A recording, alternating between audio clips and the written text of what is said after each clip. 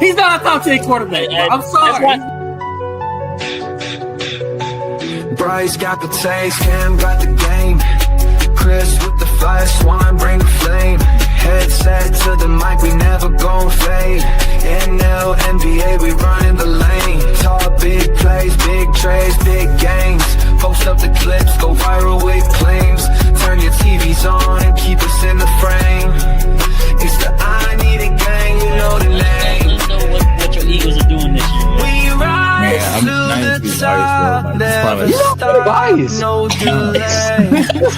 Spotlight on us every night, every day. I need it, I want it, I crave it. Hot takes of our team made it. All the bullets to the door, keep blazing. It's the I Need It sports pod, no faking.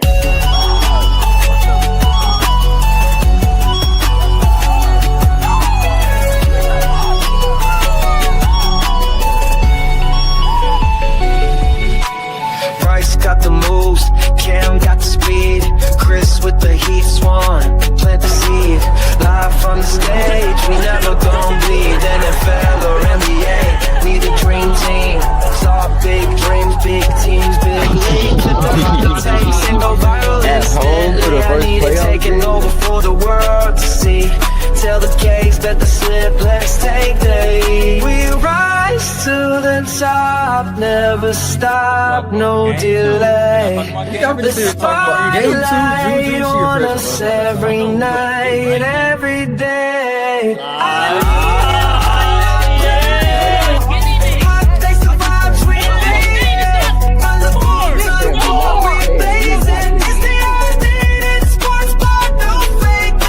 Get him in here, get him in here, get him in here. Hot takes the vibes, we made it. From the booth to the court, we blaze it. It's the I Need It sports pod, no faking. Yo, what is good, everybody? Your host with the most, I Need It Sports Pod. Back in action, man. Oh, look, shit, I got it all messed up, God. My fault. But yes, man, the boys are back. Back to recap Divisional Round weekend, man. And unfortunately, that's a wrap for I Need It Sports Pod NFL. Dang, that's crazy. By 26. It was one man left standing, and CJ Stroud did us no favors, man. He did us no favors. Kim, I know it was a very hard watch. Super Bowl run was right there. Bo Nix hurt too. Like, oh, a backup quarterback with this defense. All you got to do is don't lose the game, CJ. And that's exactly what this motherfucker did. Oh, my God. Year 3, hopefully, he can improve year 4, but he's not going to get that contract extension this offseason for sure. But how you feeling, man? How you feeling after watching that atrocity of CJ Stroud?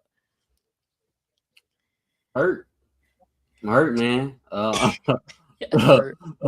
Literally, bro. This was it, man. Literally one of the best teams in the AFC, in my opinion. Literally had Drake May in hell. He wasn't really doing much. Had the whole offense, really not doing much, man. The defense was just, doing literally everything they can to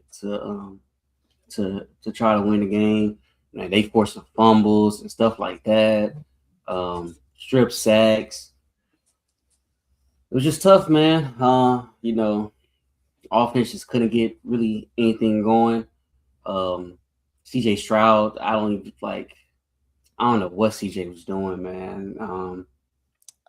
Listen, I think he became the first quarterback with two playoff games to have 5 fumbles and 5 interceptions total. How is that? That don't even sound like a real 10 turn. Not all the fumbles wasn't turnovers, but 10 times you coughed up the ball in 2 playoff games, dog. It's just nasty work, and it was just it was almost amazing to watch. I was like, wow, bro. No, dead ass, because Caitlin was in the kitchen, and so the first turnover, she was laying next to me. And I was like, what the fuck? What you doing, CJ? And she was like somewhat on her phone. She's like, is he playing bad? I'm like, he just had a turnover. I'm like, all he has to do is not turn over the ball, and they can win this game because the defense is gonna do enough. So she go in the kitchen, and then I think that the first time I think y'all held them right there, and like they didn't do nothing, and y'all got the ball back, and then he turned around and gave it right back to me. Like, so I'm like, what the fuck, CJ? She's like, what happened? Is he playing? But I'm like, he just gave it to him again. And by the fourth turnover, she even asked, she was like, why don't they just take him out? I was like, I'm wondering the same thing because the backup quarterback probably would win this football game. Like, all you had to do was take care of the fucking ball, and he could not do that. And it's like, bro, I get people who are like, at least we can build on this. We got a great defense. We young, but it's like, man, when we always thought the window is only open for so long, and it's like, dog. I'm not saying anything is free in the NFL, but damn, it don't get much more free than what the Texans just had. Because now I'm like, shit. I think Jared Stidham not gonna be all bad. Was like New England, like you probably need to take advantage of this. Like this might not get easier than this, especially for them who's had one of the easiest schedules like Texans. Houston sports, man. I don't know what type of magic the Rockets used back in 94, 95 to go back to back, but it fucked the city for the rest of sports history up until this point. I know the Astros got them one, but for the football, basketball, we ain't shit. And now it's that I know I didn't even want to send it because I wasn't even trying to hold you or nothing. But they got that graphic where it's like all teams that have made it to a conference championship game in NFL history, and it's everybody except the Texans. It's like, come on, man, come on, dog. I don't know what to say, man. But some told me like, in Texans fashion, they was gonna find a way to fuck this up. And honestly, I was like, the only way they fuck it up, me and Chris said it was like, shit, it's just gonna be CJ. But maybe he got all of his turnovers out of his system in the wild card versus Pitt. Hell no. No, he didn't. He had 5 more to give, man. We ain't been good, Costa. We ain't been good. It's just so strange though, because like he's never had like a turnover problem, not even in college or like even just like the 2 first years in the NFL for real. So it's like, I don't even know. And then when y'all got back to Houston and he had his little postseason presser and he was like, I'm used to not having like a defense this good, a team this good. So I gotta, feel like I'm Superman, try to put the cape on, make plays and, just try to make something out of nothing. And I tried to step back on that this year, but, it's something I still got to get used to, Luckily, I got a good team around me and, I can just take some of the easy things. Like, motherfucker, you was on the bench for like 3 weeks with the concussion. You didn't realize that then when you watched Davis Mills reel off some wins, you didn't realize, with this defense, I don't have to, as long as I take care of the ball, we gonna win. You didn't realize that, CJ? And it like I want to give him the benefit of the doubt, but at the same time, I can't because that whole run he went on after his first season with all the podcasts and shit, like I got Mahomes, I got Lamar, me at 3.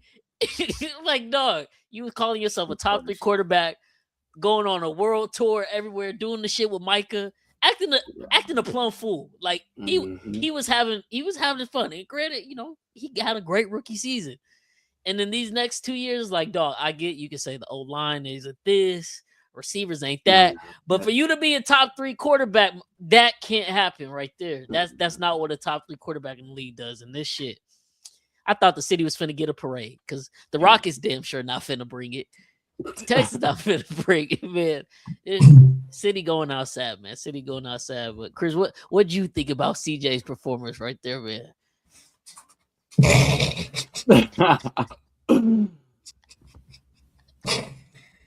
One thing, bro. I told you so.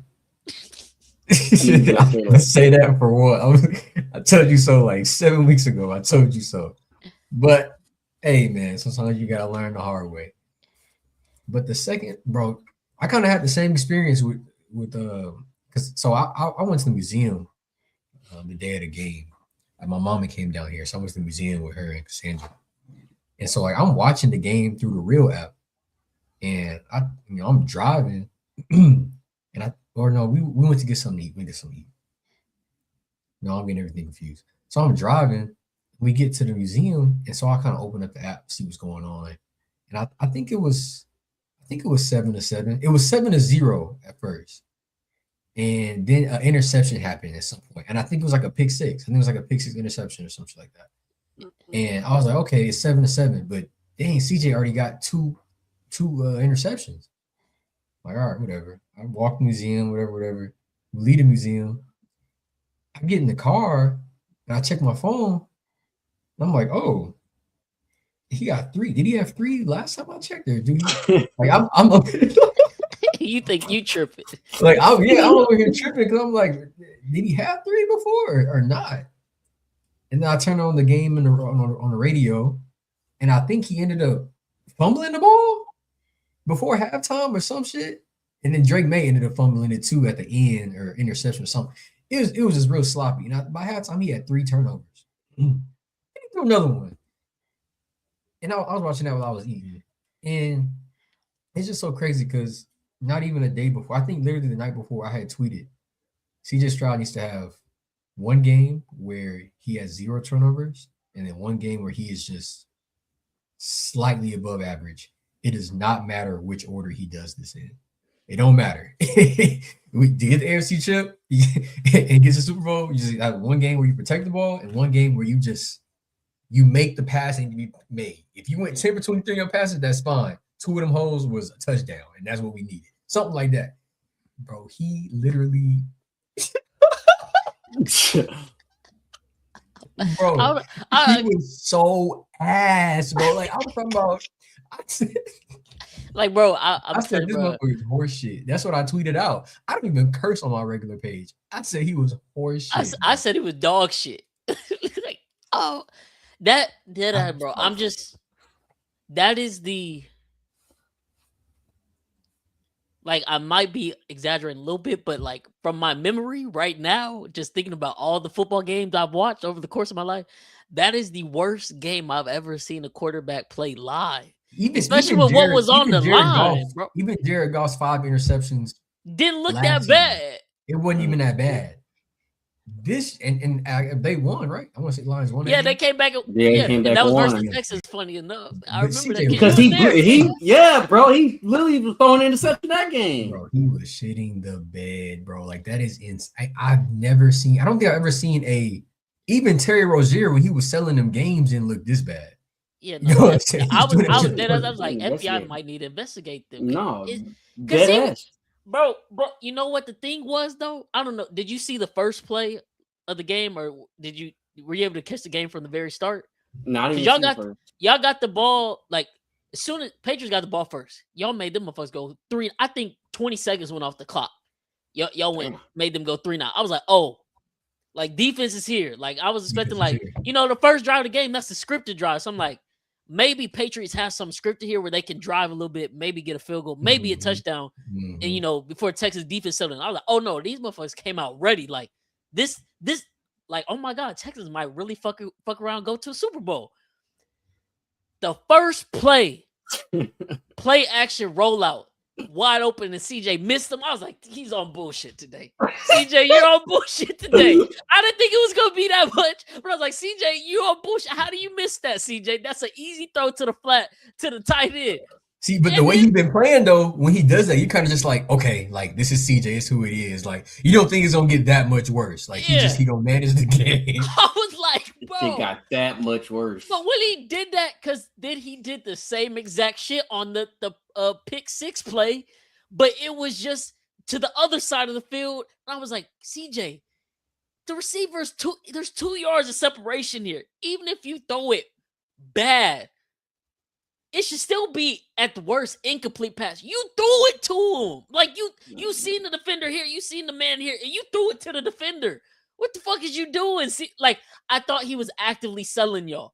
And then what really pissed me off is then D'Amico go, come on, I get you got to support and boost up your quarterback because y'all still rolling with him next year. I don't think you could move off of him after that. For real. He needs competition. He needs competition. Chris can vouch for me. I said, gonna draft the QB. I said that in one of our other group chats. I was like, y'all might need to take a flyer at QB just to be safe and like push him a little bit. or just have a backup plan if he just whatever slump he in, he don't somebody. get out of it to start next season. But I was like, bro, D'Amico got up there and was like, we believed that he could turn things around in the second half, and he did. No, the fuck he didn't. Because if y'all would have got some touchdowns, it would have been a game. Y'all didn't get a touchdown. That was the whole issue. I'm like, at that point, put fucking Davis. Like, I said that shit at the second interception. I said they still have time. After the third, I was ready. At that point, I was like, okay, y'all ended the half terrible. But y'all, like, granted, he had 4 turnovers in the first half. Y'all are still in this game, which shouldn't be possible because of the defense. Y'all are in this game. So at that point, put Davis Mills in. And I get like, oh, we got to stick with him because then we can't go back. Like, no, in this situation, given the context that the Broncos have won and Bo Nix is out for the rest. No, you can actually switch. Because that shit, you can go to the Super Bowl. Like, D'Amico, your bald head ass might never get this opportunity again. Take it, bro. Take it. And that's and that's where I hate the fans. Like, I'm maybe winning with the Chiefs has made me a little spoiled to not be in that mindset. Because I used to be in that mindset. Y'all know, Chris, the tweet you brought up, I used to be in that mindset with Alex. Been like, no, he not the best, but we just, if things go right, we gonna get there. When the last time everything was right for the Texans, and Texans been like, oh, we could just build off. Motherfucker, if CJ don't come out and play like a fucking MVP the first 4 games of next season, it's over. It's over. It depending on now, y'all can go get another quarterback after that. But I'm saying the CJ era, you might fuck around and waste next year too if y'all ain't quick to like because this defense is not finna last for a long time. No, Legion of Boom was like that. And Ravens then it's like was like that. Like the good defenses. And then injuries. That's how I feel to be a Cowboys fan, by the way. If you ain't know, that's how I feel. You don't just lose the game; your quarterback loses it for you. In the most embarrassing fashion possible. As soon as you get your hopes up, bro. But that shit makes you not even like care like about it. Like y'all wonder why I don't really F with the NFL for real, bro. It's like whatever happens, happens, bro. Since you was like 10 years old, bro. Imagine dealing with that for 16 years, bro. Like that's hard, bro. You stop caring. I'm just like, bro, but like you said, kid, injuries, like it's football. I'm not wishing it on anybody, but it's just the nature of the sport. Someone on y'all's defense that made a great impact this year is probably going to be out for the season next year on a fluke injury. And it's just going to be what it is. And you pray to God that shit's not Willie Anderson or like Daniil Hunter, but it could very well be them. You pray to God it's not Petrie. Shit could be Derek Stingley, y'all locked down. It could be him. And then you like, defense was healthy as hell, bro. Defense was healthy as hell. We had the easiest path possible. You combine Dallas offense and Texans defense. They win like 2-3 Super Bowls. It's a super team, bro. Bro, oh my God.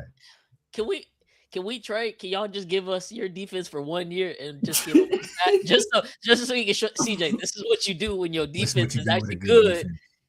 And then, right, bro. I can't really think all they had to do was copy the Chiefs 23 script when our defense was really good and Powell was like, you know what? Fuck it. Like, as long as because people, I kid you not, some bot ass dude, bunch of letters, numbers in his name, was just trying to troll me on Twitter about that, talking about in the AFC Championship game when we played Baltimore. He's like, y'all literally didn't score in the second half. Y'all didn't score. We didn't have to. All we had to do was take care of the fucking ball and make sure, as long as the Ravens had to drive the length of the field, our defense wasn't letting shit up that year. Do that shit. Yeah. Take a sack. CJ be looking at you. Oh my, bro, that be, oh my gosh. And that's funny though, because that was the same shit Caleb was doing last year. Yeah, he gave him advice on. So it's CJ like his first 2 years. I remember watching them and I was like, wow, CJ like just sometimes he would like just throw the ball up like before getting sacked, and Nico would go get the ball or Schultz would go get the ball, whatever. But now it's just like he tried to do that shit. Just getting, bro, just take a sack or throw it out of bounds. Just take a fucking sack. You have one of the best defenses we've ever seen, bro. It's okay to just take the sack. Just take it, like. Yeah, because if you take the sack, like.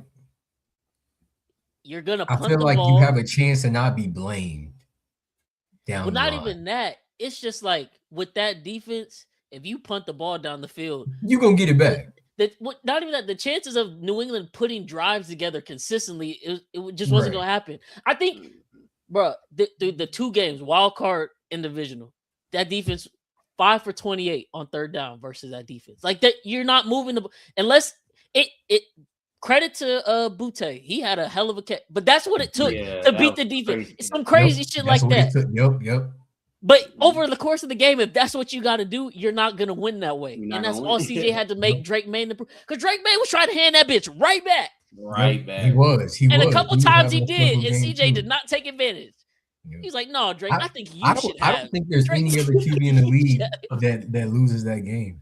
No, and Dan If it was Orlovsky CJ. apologized for that today. And it's like that's actually said out of all the nothing stupid wrong. shit you've been saying, Dan, that's actually one of the few things you got right.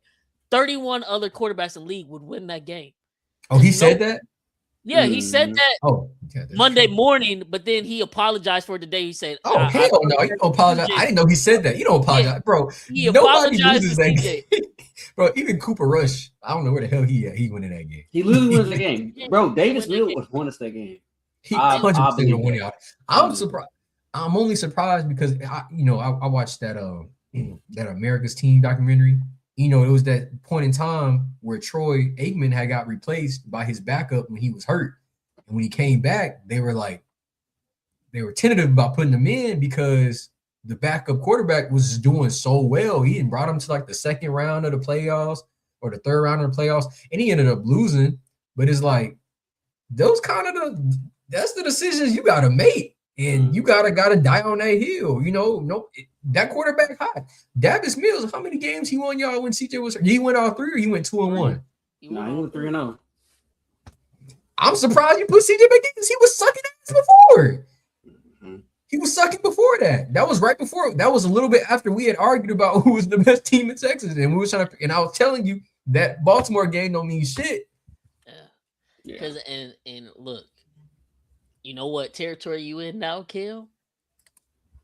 At maximum, for the Texas fans that truly believe, like, okay, we can still make this work. We can get to the Super Bowl. See that? Y'all got 2 years. Because D'Amico and him, that was year 3. This was year 3. Next year, we'll see. But after that, if you do give him a contract extension, which if next year don't go good, you can't do it because year 5, if it don't happen, it's not happening. And if you and don't, that's extend exactly him, why you we go just home. see what happened this week. McDermott gone, Harbaugh been gone. Yep. All the Yep. the only New motherfuckers QB, who don't new know that coach. rule is Zach Taylor and Cincinnati. They gonna run it back again for year 7. That shit not gonna work It's not again. gonna work. I'm just like, bro. CJ got if CJ take a leap. If he take the leap he was supposed to take this year, What? then he bought Miko a little bit more time, maybe. I mean, but the next season, even then, to Bryce's point, it's still 2 years. Whether CJ take the leap or not, it's still 2, and that's the tough. problem is I don't want to because I truly think D'Amico a great coach. Problem is so. you pay CJ, you're gonna have to choose him over D'Amico. You can't. Oh my God, they can't. But I mean, if you pay CJ, you choosing him over that defense too. Yeah, no, literally. You can't pay that kid. You cannot make a Dallas Cowboys mistake. Now, but I will say though, Dak is miles ahead of CJ. Like, I mean, even Dak in his 3rd year is miles ahead of what CJ was. For sure. He is. Oh, I missed that. It's just like, bro, this was it, dog. Like, I'm not saying y'all would have won the Super Bowl, but just to at least get there, sniff that shit. Bro, I think y'all would have won it. I think they would too, but I think y'all would have won too. But it's just like, just the fact get there. Like we said, we advance to the conference championship game. Say y'all did just flop and lose it. At least advance to the conference championship. Get that monkey off your back. That's all. That's all. That's all. That's all you. That's all I was asking for. That's all. Because then you can actually build from that. Yeah, but this right here, you can't build from this. You cannot build from this, bro. Like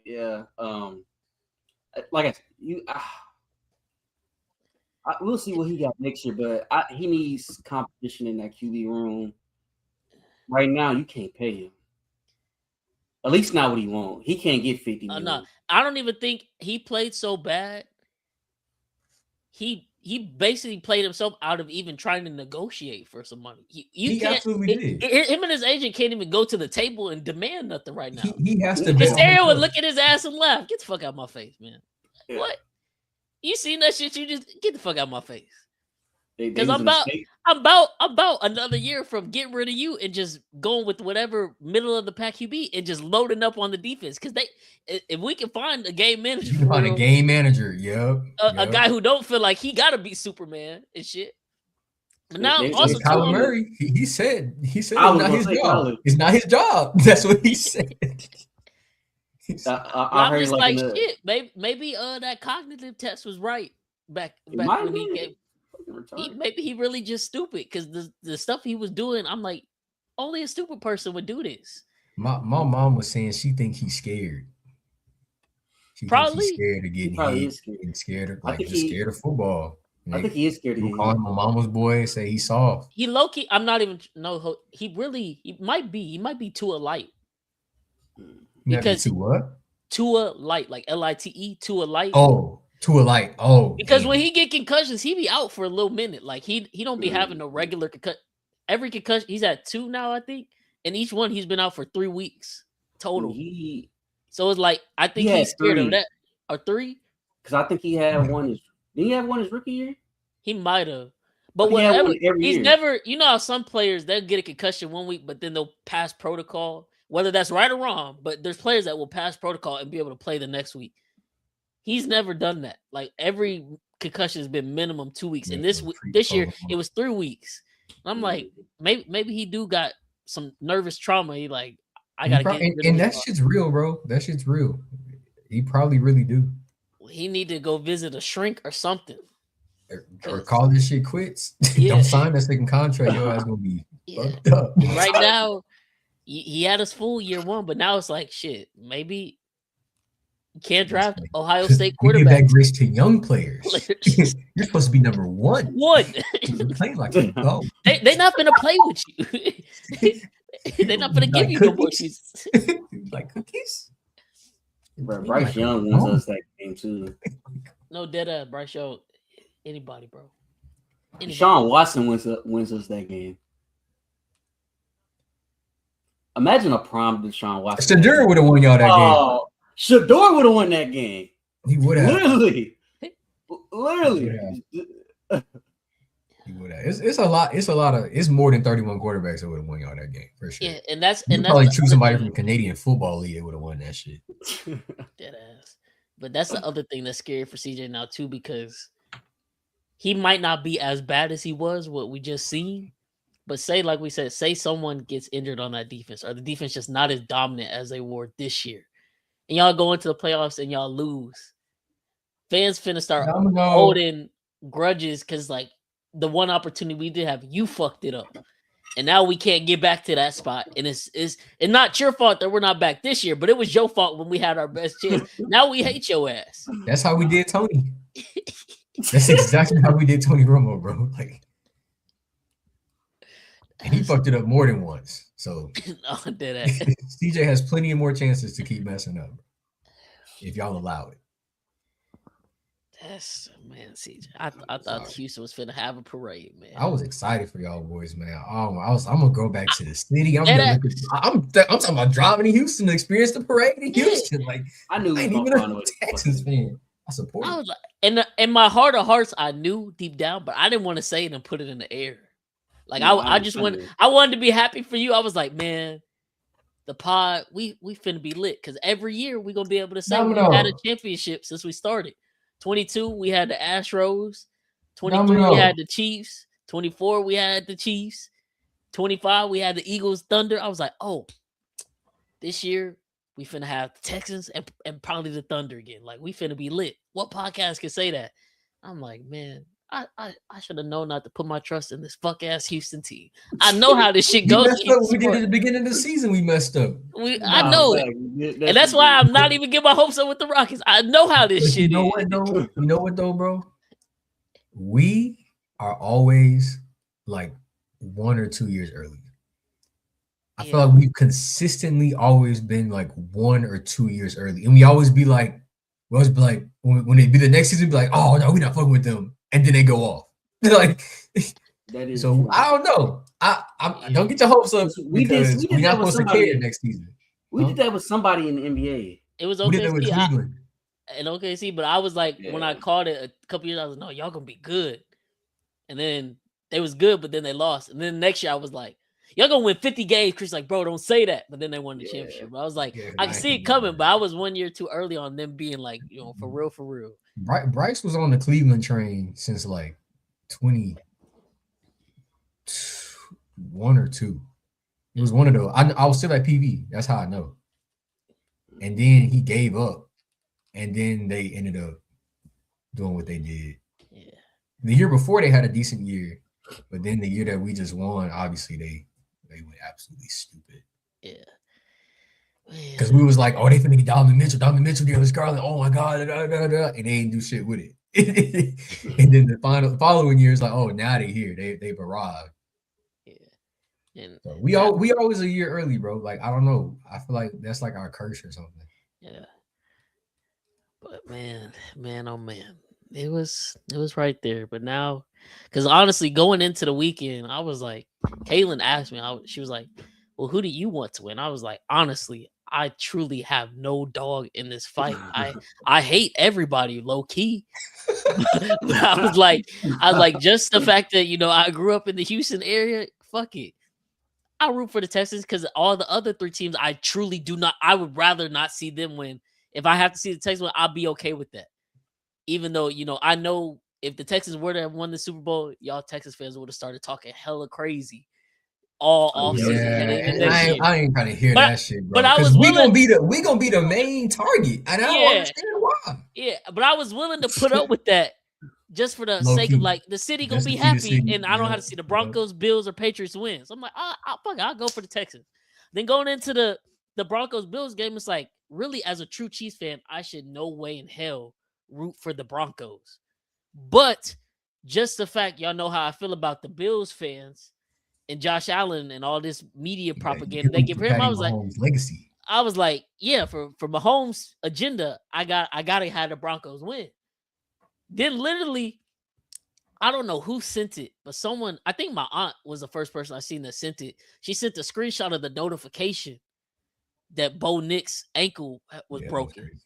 And I no whole shit, God forgive me. I mean, I feel like I can laugh. I laughed, bro. I laughed. I was like, Caitlin was like, what's funny? I was like, I win. Like I win. I was like, there was no way for the Bills and Broncos both to lose the game, but it just happened. She's like, what happened? I was like, their quarterback is injured. Like, I'm not cheering on his injury, but I'm like, the Broncos lose this way. They might still fuck around with the Super Bowl. Who knows? But I'm like, this was the one outcome where it's like both teams essentially lose for me. I'm like, okay, well now even more so, I want the Texans to win because God knows we don't need Boston fans talking shit again. If there's any fan base that doesn't deserve to see their team get another, it's Boston, New England fans. Like, fuck them. But of course, I was like, the Texans just have to. I knew it deep down in my heart, but I just wanted to believe this could be different. This will be what y'all started as a franchise. Was it 99 or 2000 or 2002? 2002. Yeah, because my mom took me. And she was saying I could be a Texans fan if I wanted to. And I told her, no, I want to stay a Chiefs fan. For my whole childhood and early adult life, there was no right decision there. They was both, not winning shit. But I'm glad I didn't jump ship over to them because, my God, this is painful. Painful as hell, man. If Kansas City could just get a basketball team, I would happily jump ship for the Rockets. I hate them. They piss me off. But yeah, man, it is what it is. But on the flip side, to that Denver Buffalo game, man. This motherfucker Luka shooting free throws and still complaining to the ref. What is there to be upset about? You shooting the free throw. But yeah, man, Bills Mafia. Oh, look, see, there she go right there. I was trying to let you have your own thing. I knew you would pick right. But no, Bills Mafia, Josh Allen, man. We do this shit every year, don't we? Do we not? I can go find clips every time we record December. What do we say? By the end of September, what do we say? Bills are usually, 3-1, 4-0, blowing teams out. Everybody like, oh, Josh Allen, the greatest thing we ever seen. Bills this the year. They gonna do it. And I'd be like, can we just pause and wait? Because we're gonna get to January. Some shit is gonna happen to y'all, and it's gonna be, oh, this team is terrible. It's not Josh Allen's fault. But in September, you want me to believe that he's everything and that this is the reason y'all are going to go win the Super Bowl. Nah, this time was so much worse, bro. They're fucking broken. And I had some super fan, because usually I be trying to troll on some of their bigger super fan pages just to see if I could get a response out of it. And one of them, I got to finally respond to me. And that's how I knew the shit was really broken. Because he was like, what do you have to look forward to as a Chiefs fan? I was like, honestly, I don't know. But I know that what I've seen is enough for me. I was like, what do you have to look forward to? This shit is hit the fan. I was like, it was already bad enough in the middle of the season. Josh Allen was going up there and like, there's more to life than football. You see him at the post-game presser crying his eyes out? Crying, bro. The whole locker room crying, bro. You think somebody shot they dog or something? Bro. Like, everybody in I've never seen that from a divisional game. If it's a Super Bowl, okay. Conference championship game, maybe I'll allow it. The divisional game, you crying? The divisional game. He did it, fellas. Bro. He knew what was gonna happen, bro. He knew the reckoning that was gonna happen, bro. I feel like I let the team down. Stop it. He didn't let us down.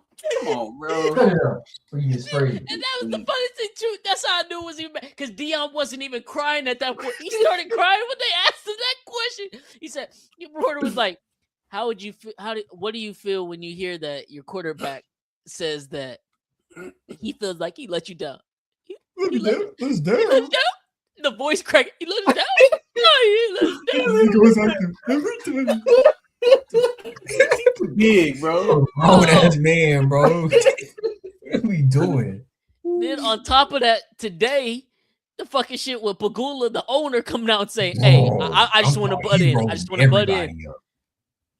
It was actually the coaching staff that wanted to draft Keon Coleman. Well, keep in mind, you're altering the coaching staff. Keon Coleman is still on the team. Brandon Bean was a good team player, and he just went along with it. But it was actually them who wanted him, and it's not his fault that now we're stuck. What? That's crazy. That's over. So bad.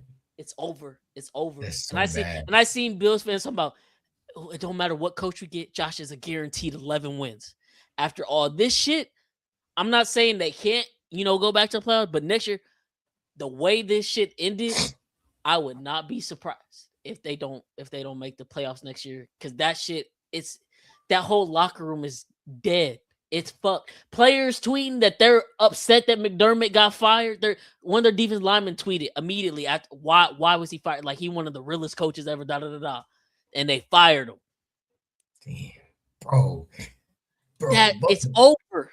The Bills fan base, bro. It's over. Talk about unlucky though. Like, god damn. I mean, I'd rather just lose. Like, I don't even want to make it to the playoffs. They find the most incredible way to lose. And I get it, y'all. I get it. Yes, the defense could have played better, but that shit was Josh Allen's fault because all year, all y'all talk about is him being Superman. Yep. And I get it. He shouldn't have to be Superman every time. But like we just got on season, he didn't have to be Superman. He just had to be an average man. And he wasn't that on Saturday. And that's why they lost. And they're like, he was still one of the best quarterbacks of the week. But for Josh Allen standards, the standards y'all want to hold him to. Because I'd never call him the best quarterback in the league, but y'all tell me that. Rex Ryan, Dan Orlovsky, Greeny, which, funny enough, now I found out, they all have the same, they're all rep by the same agency, CAA. So that now I'm like, okay, no wonder y'all be glossing this dude every weekend, no matter what he does. They got the same agency. Okay, they all's on. So yeah, it makes sense now. But it's like, dog, all he had to do was just be good Josh Allen. Not great Josh Allen, just good Josh Allen. Just put the team on the back when you have to. Take care of the ball like you've been doing. But for years, what I've been saying for years too, and you'll hear this the most from Ravens fans, and it sucks because it's like right message, wrong messenger. Because, they just feel some type of way because the whole Lamar MVP situation last year, and then, Bills beat them. So they don't have the bragging rights to talk shit on Buffalo. So it falls on deaf ears for Buffalo fans when Baltimore fans trying to talk shit on them. But it's like, no, for the past couple years, Josh Allen, he hasn't taken care of the ball in the playoffs. He's just had some of the best turnover luck we've ever seen. He's been trying to give that motherfucker away. Oh, he's talking about like tips that don't get intercepted and not even tips get recovered by the fumbles that don't get recovered. Yeah. Literally, when I was at the championship game last year, the first 2 passes he tried to, and it's on the vlog. I literally yelled to the top of my lungs to the point I was losing my voice. I was like, because we was all lit. We had just taken some shots too right before we got in there. Me and my cousin lit. I was like, oh, he trying to give us this shit. Josh is trying to give us this shit. He don't want to play tonight. He was rattled. Fumbled the ball 3 times that game as well. Never talked about because Chief didn't recover that shit. Mm-hmm. 2 years ago, before Diggs dropped the ball, before the kicker missed the kick to tie it, it was a 3rd down.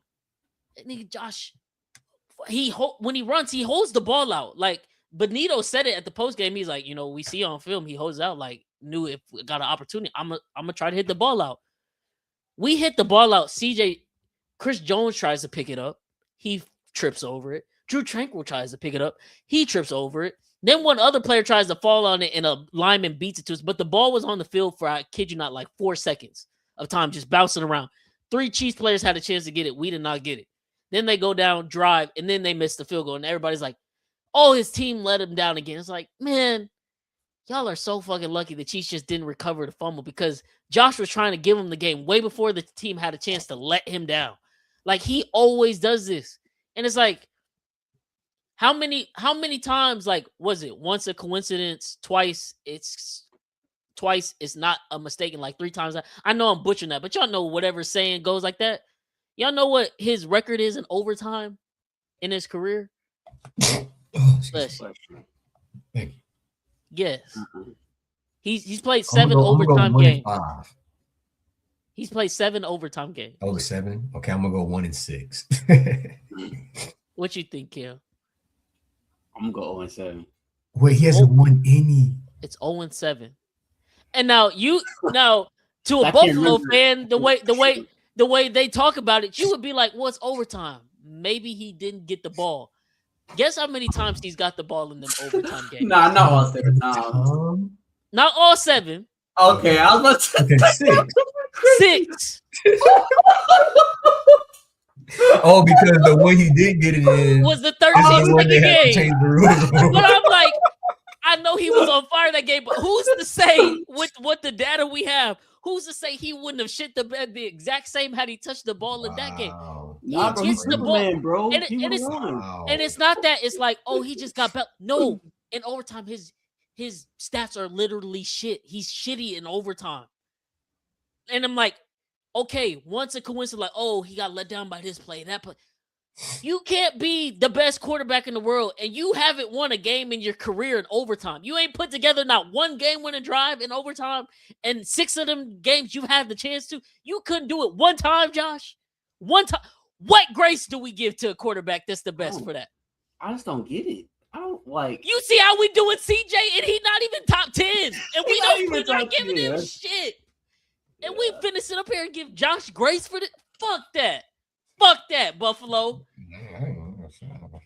That shit is no. He's great. He's a great quarterback. But when the moment rises, that motherfucker is quieter than the church mouse, bro. He don't got that shit in him. He don't. And I know. Wait. Please. Man, did you hear a word I just fucking said? Nobody said he's bad, but in the biggest moments, he's not him. It's people like you, Marcus. Get it through your head. This is not bashing him, But if y'all are gonna put him on this pedestal, like, oh, Josh is the greatest thing since fucking sliced bread, then fucking show up one time. That's all I'm asking. That's all I'm fucking asking. You're talking about, oh, he's the best playoff QB by touchdown turnover ratio. No, he always tried to turn over the ball. Defenses don't capitalize on that shit. This weekend, you had someone capitalize on the shit, and you see what fucking happened. That's what we're fucking talking about. That's fucking reality. My God. It's not the same shit as what you saying, but it's the literal shit that's happening. Take your fandom out of it for 2 fucking seconds. My God. If any other quarterback had 4 turnovers in a playoff game and lost, we would not be coming here the following day and talking about, oh, it's on the defense, it's on the refs, it's on this. You have 4 fucking turnovers. Drop 30 on the top. No, it's not. No, it's not. Hold on, Bryce. You gotta speak. Hold on. I'm finna call it. I got all the stats for. I was praying someone like Marcus would hop on. I got all the stats for you. He's played well in all his fucking games. He's played well in all his games. Cause y'all love, and this is what I was talking about. It sucks because it's like Baltimore and Buffalo fans are the 2 fan bases that argue about this shit all the fucking time. I'm like, right message, wrong messenger. You tell me, Marcus, how well did Josh Allen play in that divisional game last year versus Lamar and the Ravens? How well did he play? Because he was average. He didn't turn over the ball, but he was average. Wasn't Superman, but that's what I'm saying. He didn't have to be Superman, just like this weekend. He didn't have to be Superman to beat the Broncos. He just had to take care of the ball, be the good version of Josh Allen, not the great. But you'll hear Buffalo fans shitting on Baltimore like, oh, Josh Allen 2-0 versus Lamar in the playoffs. The first divisional game he won versus Lamar, how well did Josh Allen play? Not well at all. They put up 17 points, but their defense held Baltimore to 3. He didn't play well at all. Versus the Chiefs, the one great game he played was the 13-second game, and I'll give him credit for that. That's the one overtime game he lost. He did not touch the ball. We'll never know if he would have scored, but I mean, he's 0-7 in overtime, touched the ball 6 other times. It's not a given that he was just going to score, but he played absolutely flawless. McDermott, the defense, they let him down that game. The first AFC Championship game we ever played, the Chiefs ever played them. It was not a good game from Josh. He had turnovers. We whooped him. The year after the 13-second game, when he played Cincinnati in the divisional at home, put up 10 points, had like a 50 QBR that game in the snow. That's supposed to be Buffalo's home field in the snow. You supposed to whoop them. You supposed to do that. Had your team. Then fast forward to 2023 year. Josh Allen is leading the league in turnovers. So what does Buffalo do? They fire their OC. They promote Joe Brady. So what's Joe Brady do? Oh, for the success of this team, I'm going to take the ball out of Josh's hands. I'm going to run James Cook more. And what has happened since then? James Cook has jumped onto the scene as one of the best running backs in the league. Buffalo's become one of the best teams in the league. Because people forget, this is the year. Remember when Kadarius Toney had, he said, we are a 6-foot team without. He gets some credit. That's not the argument. But remember when Kadarius Toney was lined up offsides on the lateral play to Travis Kelce that year? Y'all remember that? And the touchdown got called back. Buffalo wins the game. Yes. At that game, Buffalo was 5-5 on the brink of missing the playoffs. Had the Chiefs win that game, Buffalo probably misses the playoffs. But that happens. Buffalo wins. They go on a run to end the season. They make the playoffs. Then we come back to the divisional game. And it's like, oh, this is finally the year. Because people love to have revisionist history over like, oh my God, like, you know, the Chiefs were playing a beat-up Buffalo defense. They were always supposed to win it. No, remember what the narratives were headed into that game.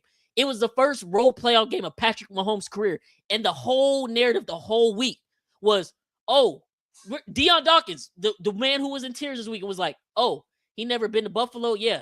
Wait for the Mafia. It's different up here. He'll find out. We get to that game. Everybody and their mama picking Buffalo. Josh Allen this year, he gonna snatch the crown because they won't say it when he lose, but they've been waiting for the moment that he beats Mahomes in the playoffs. So they'd be like, oh, the crown is officially his, is best. But that whole week, they're like, oh, he gonna win. We gonna snatch the crown. It is what it is. Whoop-de-woo. Chiefs first road playoff game. The Chiefs, before we even get to the Stephon Diggs drop, before we even get to the Bass missed field goal kick, to start off that game, again, Josh was rattled. It's 3rd down. It's the first possession of the game. Josh runs. They run a QB bootleg. Josh runs to the left. We stop him and stuff him. He panics. He laterals the ball backwards, and it almost ends up in a fumble. And instead, they pick up the first down. It's like, why are you trying to force something? Like the first possession of the game, like you trying to like what? Why are you so nervous? Like just play football. Josh Allen threw for like 180 yards that night. I think was fairly pedestrian. No real completions over 10 plus yards. But then we get to the fourth quarter. The Chiefs have the ball. Josh Allen has just went 3 and out. The Chiefs drive down the field. And you know how Buffalo Bills fans will be like, oh, it's McDermott. It's the defense fault. It's 27-24 Chiefs with 5 minutes left. We're on the 3-yard line. We run a jet sweep to McCole Hardman. Poyer forces a fumble. He fumbles out the back of the end zone. Touchback. Bills get the ball back. Any other top QB in the league, that's all you need, right? Defense just get one stop. I'll take it from here. Then what happens? What I just mentioned. He fumbles the football again. Goes through like 3 Chiefs' hands. And we're like, okay, Buffalo Bills, you still got the ball. Josh keeps driving. Stephon Diggs has the drop. Okay, receivers drop balls all the time. It is what it is. But he keeps driving down the field. They get damn near to the red zone. Instead of taking Diggs on a crosser that's wide open, where it's like, okay, Josh, instead of be Superman, take what's there. Because that's what a great quarterback does. That's what Tom Brady made his living on. Just take what the defense gives you. You don't have to hit the home run every time. Instead, Josh tries to load up, hit Shakir in the back of the end zone. Stephon Diggs is running right across his face, wide open. Would have picked up a first down, probably got inside the 10, would have been able to drip, rest the clock out. At the very least, you kicking an easier chip shot field goal, if not just scoring a touchdown to win the game. Instead, Josh goes for the kill, misses the pass. Bass missed the field goal. And what's the narrative for the remainder of time now? Bass sold him. He missed the field goal. Everything that Josh needed to go right happened for him to end that game. Did not get the job done. Then last year's AFC Conference Championship game, the last one I'll talk about. Like I said, Josh opened the game rattled. Tried to throw 2 interceptions back to back. Our defenders hit their hands. Fumbled 3 more times in the game. Then, despite all that, Chiefs driving down the field, 29-29. Defense holds them to a field goal, 32-29, 3 minutes, 33 seconds left, all 3 timeouts. For the best quarterback in the league, is that not a favorable position to be in? Yeah. Was Josh Allen not the MVP last year? Was Buffalo not the number 1 offense in the league last year with him being the MVP and his lack of weapons? Was he not? Was he not able to score 29 points before that the whole game? So why did in 7 plays, why did he only get 16 yards and lose the game right there? It's like, oh, Kincaid dropped it. Why didn't Josh do more beforehand? Why did it get to a 4th and long? Why didn't Josh recognize the blitz so he didn't have to throw up a miracle to Kincaid? But we're just gonna keep excusing. We're gonna keep excusing it, and then people like Marcus would be like, "You're trying to shit on." No, I'm not trying to shit on him. I'm just holding him accountable to the standards you give him. Mm-hmm. Because believe it or not, Marcus, Mahomes has never had a 4 turnover game ever in his career. But do we not shit on him when he's played bad playoff games? Do they not try to shit on him and be like, oh, you only won 3 Super Bowls. You're regressing. You're not this. You're not that. Well, damn. If Josh Allen can't even make it to the Super Bowl, what are we talking about here? Oh, everything has to go right. No, that's not. When has that ever been the case in sports? Because in that case, we just make excuse for every great player we love. Oh, this wasn't perfect. They didn't have this coach. They didn't have this player. That's why they didn't make it. No. The legends just find a way to get it done. Josh Allen is not that. He's the best quarterback. He's the best this. The dude is great, but he has 0 first-team All-Pros. He's never had over 40 passing touchdowns as a quarterback. He's not topping any QB stats. The only thing that people try to use to make him the best is total touchdowns. And half of them, he's vulturing off a damn tush push that the Bills wanted banned. So what are we talking about here? If you're going to tell me he's the best quarterback, tell me what makes him the best quarterback.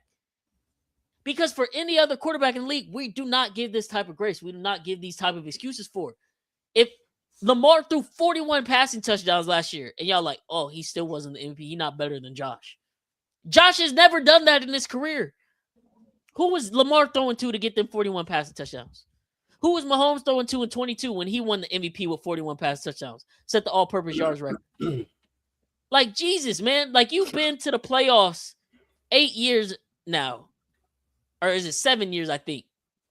The most wins without a trip to the Super Bowl.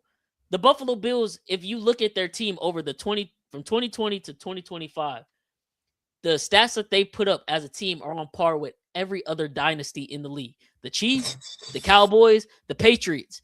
And the only difference is they have 0 Super Bowls to show for it. But on top of that, they don't even have an appearance. Like, Josh, just make an appearance. That's all we asking. Sure, maybe 2021, the 13th second was your best opportunity. But other than that, there's been plenty of other opportunities, and you've come up short. So, like, yeah, pin it on the defense for the 13th second game, but name me any other playoff game of Josh Allen's where he was just absolutely great. You can't name it because it doesn't exist. Him and the defense have both, failed to show up in the biggest moments. The quarterback is a direct reflection of the team. When he shrinks up, you don't think the team feels that? You don't think, and that's one of the few things we gave Jalen Hurts his props for last year, because it's like, hey, in the biggest moment, he rose to the occasion, inspired his whole team. Everybody played well. Like, he showed up. He showed out. Josh does not do that routinely. And it's not it's just bad luck. No, 7 overtime games, you don't have one win. Statistically, you know how hard that is to not win once in 7 times? Just speaking from a statistical math standpoint, I don't know how smart you are, Marcus, or any other, but do you know statistically how hard that is to do something 7 times and you not be able to get the one different outcome once? Once. There's no way Marcus is still here, bro. Yeah, I'm sure he's not. Fuck him. But no, that's a fair assessment. And Marcus, if he's the older person in that picture, he's lived a long life as a Bills fan. He probably seen them 4 Super Bowl losses. We put him through the ringer, and now you putting him through the ringer. And I mean, at some point, New England was putting him through the ringer. So. And it looks like they might be putting them through the ringer again. Yeah. So. And now I'm like, okay, we've been saying fire McDermott, but now shit gets real for real. Like, it was already real, but now it's like, okay, you're gonna go try to find the best coach available. But say that shit doesn't work out. Like I just mentioned, you gotta point at somebody. One head coach, common denominator. One offensive coordinator, one defense. You've gotten 3 coaches fired throughout your career so far, Josh. At some point, you're the common denominator. What's up? You gotta win. You gotta do something different. It can't just be on this and that, because you're never gonna have the perfect. Nobody has the perfect situation. You just gotta make the most out of it. Like I said, every September, Bills fans will make you believe, oh, we made the most of it. We're the best team. Josh is the best player. Okay, shit. Be the best player then. Yo, show that. Like, motherfuckers, leading up to this week was posting images. It was some Bill super fan on Twitter. He deleted it. Now, he posted a picture of Josh Allen sitting on the bench from the Jacksonville game and the picture of LeBron in that game 6 versus Celtics, and talking about these are the same people. No, the fuck they are not, bro. And that's where I'm like, that's where we just saying crazy shit. Like, this is unreal glaze, because LeBron won. Josh did not do that. Like, what are we talking about? He didn't win. So stop comparing him to shit that he's not doing. He's not doing it. The biggest moments, he is shrinking up. And then on top of that, the Bills fans, it's the refs, it's this, it's that. You know what all Bills fans were saying last year when they lost that game to the Ravens? Because y'all remember how that game ended, right? Lamar did have them 2 turnovers, boneheaded turnovers in the first half. But second half, he played lights out. Mark Andrews sold him. He fumbled once. They gave the Bills the ball back to go score and make the Ravens have to go get a touchdown, the 2-point conversion. But then Lamar went right back in the field, drove through the 2-point conversion. Mark Andrews didn't catch it. Well, you know what did Bills fans say after that game? It wasn't Mark Andrews' fault. Lamar should have had 2 turnovers. So how can you not apply the same rules here, given the fact it's 4 turnovers for Josh? And 2 of them, I'll give you. You can say, oh, they're not his fault. The Cooks drop, the McMillan stole, and the sack fumble, Bonito cross. But the first half, as bad as CJ was this weekend, that might be the worst turnover I've seen in years. Because they're like, why would McDermott send them back out on the field? Because y'all say you have a superstar QB. If there's a play there to be made, you trust your superstar QB to make it. But if it's not, you trust your superstar QB to take care of the ball. When Josh Allen takes off to run and picks up like 10 yards and sees all these defenders, just go down. You don't have no timeouts. You're not getting out of it. You wanted to try something, but the smart just live to see another down because you're getting the ball back after half. What does he do? Holds it out there like this, fumble, and then would you believe Dan Orlovsky had the fucking nerve to get on TV the next morning and say the offensive lineman should have recovered it? That's what they've been fucking doing for the last 3 years, covering his ass. And the one time they don't do it, now you're mad. Now it's the team. No, Josh Allen has been doing that every single playoff run for the last 3 seasons. He's just been protected by his teammates falling back on the fumble. That was not the lineman's fault, bro. It wasn't the lineman's fault whatsoever. Like, what are we doing here? Then the turnover. Your defense just got a turnover. You could drive down and get in field goal position at the very least, and you try to force a pass in double coverage. That's a bad throw at that. Interception. That's points right there. That's at least 6 points you took off the board for Buffalo and gave them to the Broncos. And you lost by 3 in overtime. Then like, well, the defense let Bo Nix drive down the field. The defense also stopped them in overtime and got you the ball back. And then what you do? You turned it right back over. I can't keep just excusing mediocre shit for the best player in the world. The best quarterback Rex Ryan has ever seen. The most talented quarterback Colin Coward has ever. Like, what the fuck are we talking about? Crazy shit, bro. Baby said some insane shit. I really don't know what the like. I don't know. You about to try to compare him to something? There's like exciting things. I don't know, but it's like collectively, the 13-second game broke Buffalo and broke NFL media because like, oh, we gotta feel sorry for this guy because he got let down by his team, as if we haven't seen players let down by their teams throughout NFL history. Like this motherfucker Dan Marino might have been considered a top 3 quarterback of all time had he been able to win 1 Super Bowl, but his team let him down a lot. But ever since that game, that's the problem. Buffalo, they think every playoff game Josh Allen has played since that 13-second game, every game has went that exact same way, and that's just simply not the case. Yeah, he's lost at the end of some of them, but it hasn't been to the point where he played perfect. No, he's had his fair share of mistakes and misplays throughout every playoff game since then, and they don't get it done. And they're like, oh, no, it's the defense. It's McDermott. Okay, McDermott is now out the picture. We don't know what coach you're going to bring in now, but whoever it is, like, I feel bad for them because at the very least, they have to make it back to the divisional round, if not the conference championship game, or they might fuck around and be fired 1 year, one and done. Because let them hire a coach and Buffalo doesn't make the playoffs next year. The coach is getting fired. He is. Maybe Brandon Beane at that point too, because they kept the GM, but they're getting fired because there's no way you can go from what they've been doing these past 5 years to not making the playoffs at all. So people keep saying, oh, this is the best job available right now in the market because you get Josh Allen. It's like, yes, in a sense, but no, in a sense. This might be the worst job on the market because they're bringing you in. You have to win a Super Bowl. That's why they did this. You have to win a Super Bowl. And just know, whenever you do lose a playoff game, no matter how bad Josh plays, it's your fault. Yeah, because you ain't set him up to win. You ain't set him up to win. You ain't doing it. Josh threw that interception. It's your fault. Why didn't you coach him up? Why'd you tell him not to? Why'd you call that play? Why'd you call that play? It's your fault from the start, man. And it's just like, dog. I can't remember any player we've done this for. It's like, honest. It's like, what was it?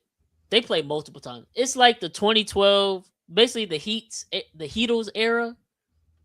Just imagine if we watched the Heat beat the Pacers then back-to-back years in the playoffs, and Shaq, Ernie, and Chuck got on NBA on TNT after the game. It was like, hey, the Heat are going, to the finals, and LeBron is, probably, one of the best players ever. But Paul George, greatest player we've ever seen. He's the best player we've ever seen. And you gotta feel bad for the guy. You gotta feel bad for the guy. When he made that shot from half court, he's the best player we've ever seen. Yeah.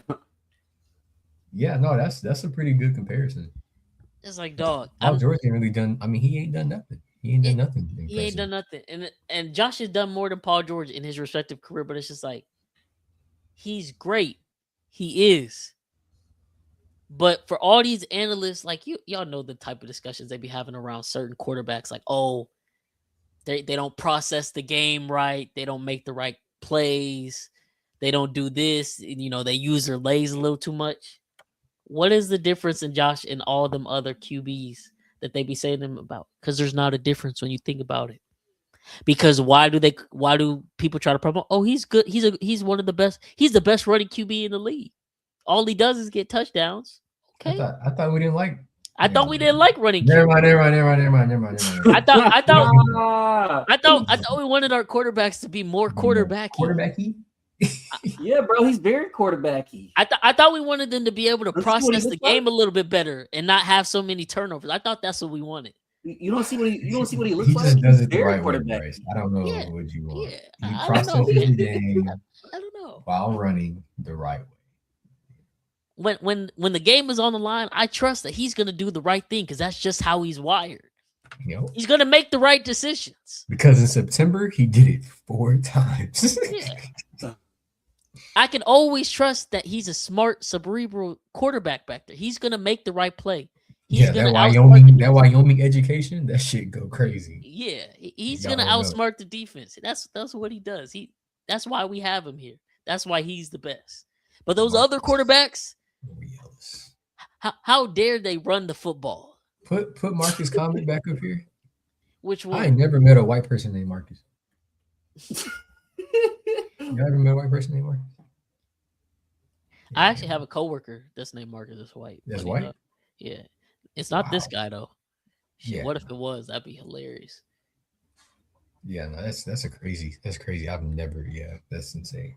I mean, it's not insane. It's just like meeting a white person named like Dante or Yeah. but Dante DiVincenzo is different.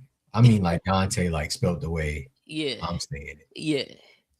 But it's just like they don't, and throughout all this, because the Buffalo Bills have, fans have seen and felt so much heartbreak through the playoffs. I think they've lost the ability to like critically think about these games with like nuance. It's just either it's Josh Allen or nothing. We can't allow any other context to get involved in this, because look at this. He's like, we aren't in that game without Josh Allen. I 100% agree with that. Yeah, but that's not a profound statement though. Yeah, but exactly, I agree with that. But the same thing is like, you're not in the game without him, but you also didn't win the game because of him. Like with them, yeah. Like that's just truly what it is. Yeah, but that's literally, that just reminds me of just Tony Romo. Like, yeah, he's our best option right now, but he didn't win us that game. Yeah, so it is what it is, man. Buffalo, maybe one day you'll get to experience it. Never. But at the same time, he's 30. He's an athletic QB. How many more years on his contract he got? I think he just signed an extension like 1 or 2 years ago for like an additional 5 years max contract. Damn. I know that meme with the rabbit holding the clock. This fuckery can only go on for so much longer. But I'm just like, dog, that's why I'm like, these Super Bowl windows are so small. Like, if you don't capitalize, like, and it is what it crazy, is. Because I would say, just real quick, I think people, like, they see what the Chiefs have done. They kind of see what the Niners have done. They see what the Pats did with Tom. But, like, these are generational talents in these organizations. Like, Kyle Shanahan is going to be a first ballot Hall of Fame coach. No doubt about it. Yeah.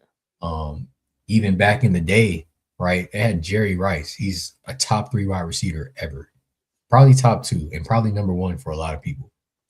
Obviously, with the Chiefs, I mean, Patrick Mahomes is very well on his way to be right there next to Tom Brady. So unless you possess a talent of that caliber at one of those positions, it's not gonna happen. We had Emmitt Smith, probably the second. I'm gonna give it to Barry, even though he didn't really win shit. Probably the second best running back the league has ever seen. Like, if you don't have a talent of that nature on your team, whether it be coaching, offensively or defensively, you're not winning nothing. Even the Seahawks had Richard Sherman, and they only gave him 1 year. Yeah. And you're not. And the funny thing is, like, and this is the other thing. Let me preface this the right way, because there are crazy fans who are like, "What you're saying? He's not." At the end of the day, Josh Allen will be a Hall of Famer when it's all said and done. No doubt in my mind. But if his career ended right now, today, It'd be very Tua Tagovailoa. he might get in, but it's gonna take some time. He's not a first ballot Hall of Famer. Like, he's not a first ballot are absolute legends. He's not that as of right now. He's very good, great, but he's not first ballot Hall of Fame as of right now. And it's like, okay, what makes people like, because now it's like they always use excuse like, oh, Mahomes playing with all these Hall of Famers, but you know what made them the Hall of Famers? They won. That's the only reason they're Hall of Famers now. Because we had Chris Jones, we had Travis, we had Tyreek Hill. Nobody was calling our team stacked with Hall of Famers until we got Mahomes and we started winning. It's like, now we always back on this stage. And because Mahomes, we winning these games. So what is with these Super Bowl wins? It adds to your legacy. And now, next you know, well, the best players on our team, they get an added boost. Now they're all first ballot Hall of Famers because, like, oh, y'all winning. Travis Kelce was on his way to a Hall of Fame career, but he was very much in the shadow of Rob Gronkowski, the other tight ends. He wasn't even considered the Chiefs' greatest tight end, even though he was good, because we had Tony Gonzalez back in the day. But then Mahomes comes in the picture. Travis Kelce's production jumps up. Then we start doing what we're doing. Now, hey, it is what it is.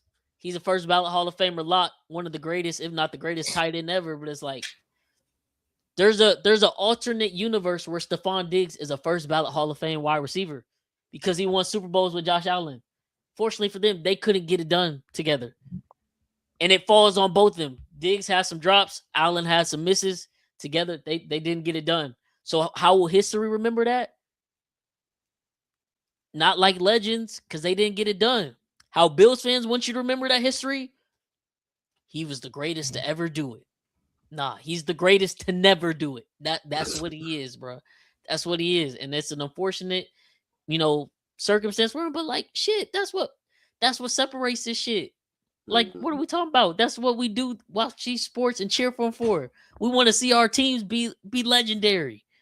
There's not too many legends. Like, you see the shit with the NBA. Right? We trying to find a face of the league. This, that. We got these legends. Yeah. Who's replacing them? We've been trying for the past 5 years. This guy gonna replace him.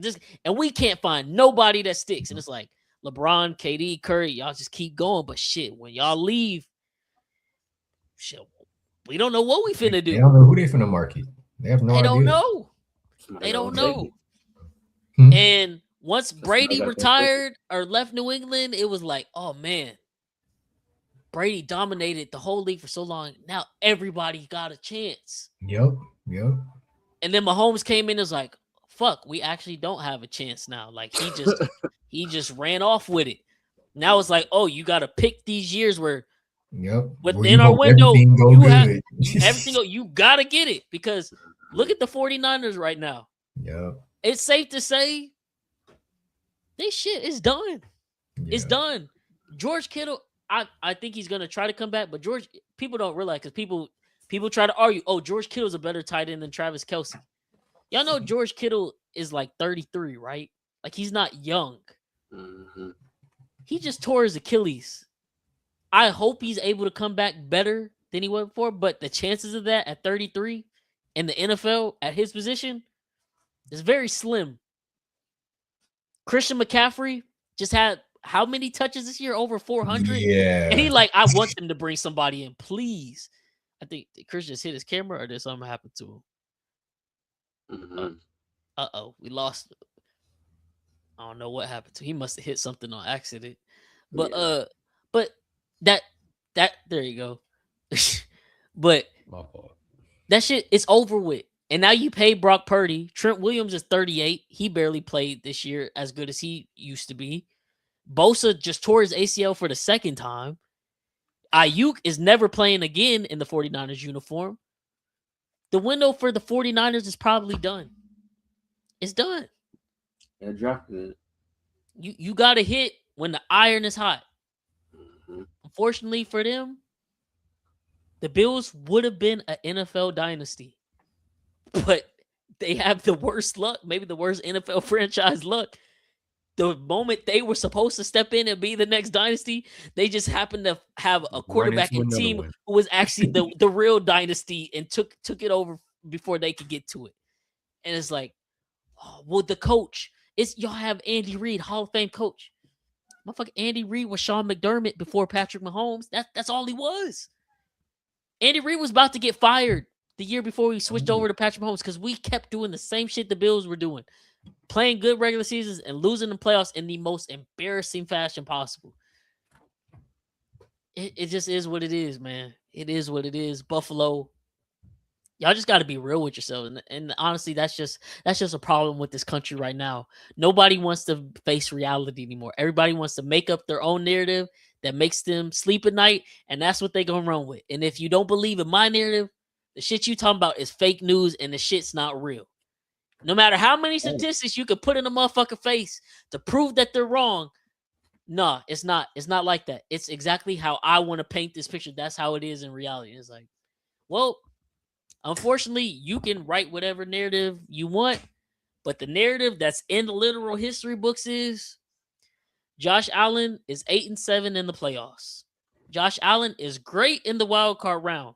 Historically, given the fact he's got to play most wild card games versus a 7 seed, which no other NFL team had to really got to play before in NFL history because it's a new playoff format they added a few years ago. With Josh Allen, you always get the 2 seed. You've taken advantage of that. When you get to the divisional round, you lose every time unless you play Lamar, who historically is another bad performer in the playoffs. But when you play tough competition in the playoffs, you don't show up. So what do? 8-7. Josh Allen, you play 7 overtime games. What do? You lose all 7 overtime games. That's not a narrative. That's literally what happened. That's in the history books. Josh Allen, since you've gotten in the league, no other quarterback has more turnovers than you. Is that a narrative?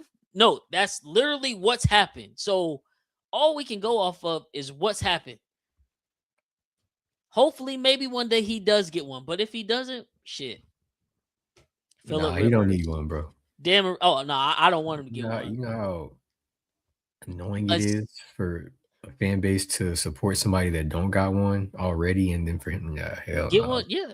Oh, it would be hell because that's what And I'm they've saying. been waiting. Every year they've been chomping at the bit every time they play the Chiefs just to have the hopes that they finally win, so then they can really go full force and be like, "Oh, Allen is better than Mahomes. We got bragging rights." Because like I said, what do they do to Ravens fans? Every time a Ravens fans argue with the Bills fan, and they talk about the stats, because the stats don't back up that Josh is better than Lamar. Even the MVP season, Lamar was still better. That's why he got first team All-Pro. Mm-hmm. What do Bills fans do? Oh, Josh Allen is 2-0 versus Lamar in the playoffs. I thought it was a team sport. I thought it was a team sport. Mahomes is 4-0 versus Allen. Oh, that's not Allen's fault. Yeah, it is. He definitely got some blame in that 4-0. One game you could give him an excuse. He don't got no blame, but all the other 3, he got some blame. Oh, no, but he plays better than Lamar. I don't know, because when he played Lamar in the playoffs, he didn't play well. But his defense did, and they shut down Lamar, and they won the game. Josh Allen just had to do enough. I don't know, man. Beggars can't be choosers. You can't have your cake and eat it too. Like, what are we talking about here? Y'all gotta get the fuck on with that shit, man. Like I said, the greatest player to never do it. But y'all gonna treat him like he's the greatest. Like, what? Like Peyton Manning didn't win to what, year 9? He was ass a lot early on in his career, but he had like what, 5 MVPs, most MVPs in NFL history. But people would not say he was the best quarterback until what? Until he finally won that Super Bowl. And it wasn't even like he played that great in the Super Bowl and in that playoff run. But he finally got the monkey off his back, and then people were able to support their narrative. But no, Josh, we just want to give him everything under the sun, every title, without him even half deserving of it. Like, what? You think you do your job just good, and then all your coworkers and your boss just like, you the best employee we've ever had. Well, what do you have to show for you being the best employee? Oh, I don't. I just do my job like everybody else. Sometimes I'm a little better than some of my other coworkers. Other times I'm worse. But I'm the best ever. Like, no. You're not the employee that took the company to new heights and had, investors making more money because you're raising the worth of the company. No, you're not that guy. You're the guy that just made the company a little bit better, a little bit worse sometimes. You do what you're supposed to do. Oh no, you the best employee. It don't work like that in real life. So why the fuck does it work like that for Josh Allen, man? It don't. It don't work like that for any other quarterback. We shit on so many other quarterbacks throughout this league that aren't even half as good as Josh Allen.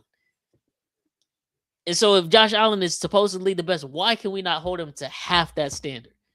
Half. That's all I'm asking for. All it would have taken for Buffalo fans to come on after that game Saturday was like, you know what? Yeah, the refs maybe missed the call, even though they didn't. That's a fucking interception every day of the week. Oh, yeah, maybe missed that call, but Josh Allen didn't play good enough to win, and we're okay with that. Like, he's a great quarterback, but this particular game, he didn't play good enough to win. But instead, they can't do that, and then they wonder why everybody else shits on him. Like, because Josh Allen not even a bad dude. Like, I don't hate Josh Allen the person. I don't hate Josh Allen the player, but the fans, it's the fans. It's always the fans. It's them. It's like, bro, y'all don't allow us to just fairly criticize him when he doesn't show up. But instead, when he plays good, you want me to give him all this praise. Well, shit. If I'm going to give him all this praise when he plays good, I'm going to give him all this criticism too. I'm going to give him all this criticism when he play bad. Because that's the standard you want him at. Because shit, Mahomes, nobody in the league currently their resume doesn't even sniff what's close to Mahomes. Mahomes got a bad regular season game, and everybody like, oh, he's in his prime and he's shit. He's gone to shit. Like, okay, why we gotta judge him like that? Does he got 3 Super Bowls? Does he got 2 MVPs? 3 Super Bowl MVPs? He's never lost in the divisional round of the playoffs. Like, what are we talking about here? No, he's the best, so we gotta hold him. Okay, no, I agree with you. So yeah, Mahomes played like shit. I'll be honest, when Mahomes played like shit. So when Josh Allen played like shit, why can't I say he played like shit? Well, no, he don't got this. He don't got that. I'll tell you what he does have. This year he did have a top 5 offensive line. You think Justin Herbert wants that? Oh, no, don't start with him because he in the same category. I know. But I'm saying, you don't think Justin Herbert would love to have a top 5 offensive line? It ain't gonna make a difference. He still sucks. You know what other quarterbacks have? They don't have the number 1 passing defense in the league. They don't have that. They don't have the league leading rusher in yards. They don't have that. Josh Allen has all that. I mean, damn, how much more do you want? He has to have all that and superstars on top of that. You know what it is, bro? He is has ever been another quarterback like him? Like him? Like, has there ever been another quarterback like him? Like, exactly like him? The only thing, and we can't speak to it because we were not here. The only thing I could think that would come close is Dan Marino back in the day. But I don't think the general public of NFL fans, and I know social media wasn't around back then, but I don't think the general consensus of NFL fans was nowhere near this type of glaze for Josh Allen that they were for Dan Marino. And Dan Marino even made it to a Super Bowl. Yeah. I just wonder if it's just exciting for they never see anything like it, right? Like they've seen Troy Aikman's, they've seen Joe Montana's, Chris Kelly's, Ben Roethlisberger's, Peyton Manning's. They've seen Michael Vick's, they've seen Lamar Jackson's. You saying like with like Josh Allen's size and speed and all that? But he looks like him. Not the speed. Oh, Not the speed I was saying necessarily. Cam Newton, he's seen and look, Cam. I mean, shit. Cam went. Cam has some fucking great years. Cam has some crazy shit. Yeah. Hey, I ain't gonna lie. I'm not gonna lie. In his prime and Josh Allen his prime. Look. Hey, I'm afraid to get Cam. And they'll be like, there will be Bills fans and Josh Allen fans will be like, Josh Allen's had way better years than Cam, which he has.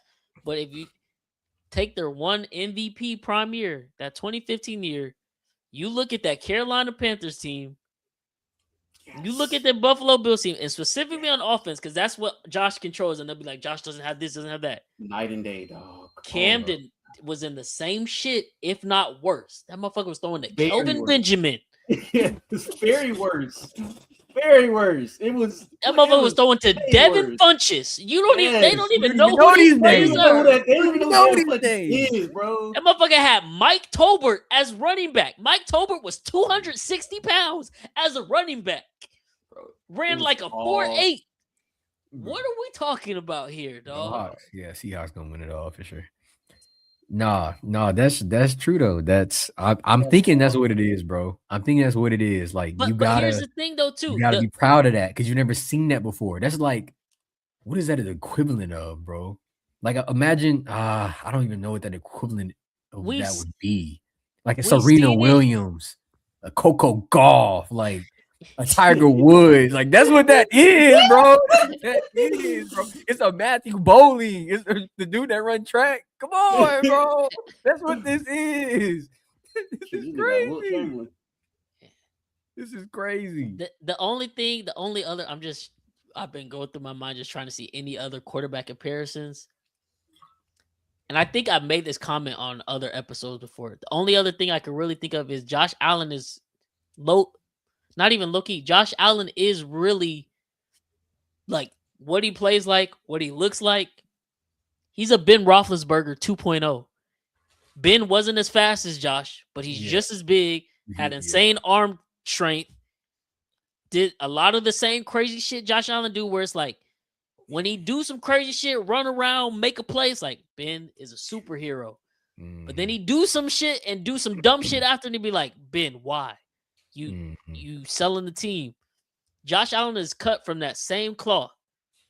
Luckily for Ben, he was able to win. That first Super Bowl, I'm not finna sit here and be like, oh, Ben was shit that year. That he was carried, but he didn't do it. He didn't lose. Credit to he didn't lose him. That 2008 Super Bowl, that's a drive that up until this point in his career, Josh Allen's not making that drive that Ben Roethlisberger made versus the Cardinals when he threw that pass to Antonio Holmes to win the game. Josh Allen's not doing that. And that's where I'm like, okay, when we're talking about the greats, that's the little shit that separates one from the other. Like, that's what we have to, because they're all great. They all have arm talent. We're not asking you to 16 for 17 from the pocket. We're asking you to have 2-3 passes that wins the game. That's what we asking. Because given all the shit, like y'all hear me just talk about this rant now on Josh Allen for all this time. Y'all hear all the shit I say throughout the season about Josh Allen. I was fully prepared to come on this podcast if by the end of this year, Josh Allen and the Bills were Super Bowl champs and give him his props, just like we did for Nikola Jokic back when I didn't believe in him. But when he won, I was like, hey, he's the best player in the league. I can't fight it no more. He just won. He been great all these years, but he just did what we said he couldn't do. He did it. I was ready to do that. Josh Allen still has not done that. So I'm not finna give him that. He don't get a pass because I watched it with my own eyes. And yes, I'm biased, but for the Chiefs, 2018, Patrick Mahomes hit the scene with 50 touchdowns, 5,000 yards. Josh Allen can't even get 50 total touchdowns in the season. Then we lose to Tom Brady in the AFC Championship in overtime, where Mahomes don't touch the ball. Did we get grace like, oh, Mahomes is better than Brady? No, they told our ass, suck that shit up, run it back. This is what the greats is like. If you want to be the greats, you got to go beat them. That's what we got to fucking do. He very well might be. He very well might be. Phillip Rivers. Because, like, that's the other thing that drives me insane. It's like, all these great quarterbacks, they're going to get their Super Bowl. This shit is not a participation trophy. Yeah, it's not. It's just hard, bro. It's been plenty of great QBs that do not win a Super Bowl. It's been plenty of great players that do not win. This shit is not free. You have 1 to 2 really probably years truly where it's like, this is the year you really could have done it. Something happened where you did it. 13 seconds was one of those years. That football shit not easy, bro. It's not easy. It's just like this year for Josh and the team, regardless of what Buffalo fans want to tell you where the team wasn't up to, this was one of them years. You don't have Patrick Mahomes in your way. You don't have Lamar. You don't have all the powerhouses, bro. There's no powerhouses. There's no powerhouses in the playoffs. You don't have any quarterback that go toe to toe with you, and you look across the line and be like, he's equal to Josh Allen. You don't have that whatsoever. You don't have it. Cause like, damn. I guess we was calling. I'm not we, but they was calling Trevor Lawrence a top 5 QB this year. But I mean, who else in the AFC was? There was nobody else in the AFC that was a top 5, top 7 quarterback this year, other than what should have been Josh, I guess. It wasn't. I guess Drake May.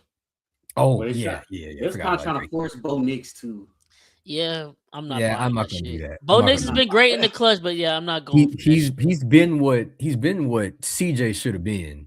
Yeah, which is just and honestly, he kind of growing on me. I ain't gonna lie. This who Bo? Bit. Yeah, he played. Did I have the Broncos? No, I think it was you, Cam. Maybe you had the Broncos coming out of the AFC West this year. Was it me? Maybe it was me because I wasn't sold on the Chargers. I think it was. I think I had the Chiefs. Maybe it was Swan. I think I did have the Broncos. But Bo I had the Chiefs. I had 3 teams come out the AFC West. I had the Chiefs, Broncos, and the Chargers. Yeah. But Bo, I'll give it to him. Bo has been playing good. He's been clutch all season. I'll give him that. But the problem for Denver fans is if they fuck around and do an Eagles thing, it takes away all his credibility as being a top QB. Because like if they win a Super Bowl without you, yeah, it's tough. That team is great. Maybe it wasn't you. I'm sorry. You better pray to God. Even if it's not fair, that's just the way it is, bro. That if they win a Super Bowl with Jared Stidham, we wouldn't have gotten there without Bo. Yeah. Shit, we won without Bo. Yeah. The Eagles wouldn't have gotten there without Carson Wentz, but look how we look at Carson Wentz now. Call him Big Dick. So, hey, Big man, Nick. Big Nick. It is what it is, dog. It is what it is. But hey, you watching this Lakers game, Bryce? I am. Just off topic. This shit. Yeah, I've been peeping over here. I got it over here. 72-49. I try to tell you, bro. I don't know what. We should, but the same reason, the same sentiment Cam holds with the Texans, we will find a way. If the Rockets played them in the we will find a way to fuck it up. No business losing. We gonna find a way. I mean, this man LeBron just did a pull-up 3 for what? He's LeBron, bro. He do whatever he wants. He don't give a fuck. And that's your problem, because you sound just like them. You sound just like them Josh Allen people, bro. It's Josh Allen, bro. He can't do no wrong. Bro, he's 41, bro. Let him do whatever he wants. That's crazy, bro. This is not no senior citizen daycare. Bro, he has 1 more year left, bro. He's just out there. Bro, he watched golf videos for a living, bro. He just wants to golf. He got the bug. He got Real the bug. shit. How y'all feel? He got the bug. How y'all feel about him not being an all-star starter? Who, Braun? Yeah, I feel great. Just whatever. I feel awesome about it. I don't really care. I just don't like the people were saying like, bro, he don't deserve that. We shouldn't just hand him like, bro. Bro, this is not a cup. This is bro. Oh my fucking God, bro. This is not a handout. But it is though, because I agree with the sentiment, like the theme. It shouldn't be, but how the NBA it is though, because we did the shit for D Wade, for Kobe, for Michael. You not gonna do it for LeBron and then act like, and people are acting like this is like crazy to ask, like to make him a star. It's like, they made Vince Carter relinquish his starting spot to give to MJ, so MJ could start. Kobe was ass. Kobe was dog shit his last year, but because it was but he dropped 60. How many? Yeah, he dropped 50. He took 50. I remember that shit, bro. That felt stupid. I ain't gonna count. The Lakers were horrible, but it's like, no, we gonna put Kobe in this All-Star game for all. Come on, dog. Like I agree. Last year, then. I agree, but if that's the precedent that has already been set, you have to follow that for LeBron. You have to.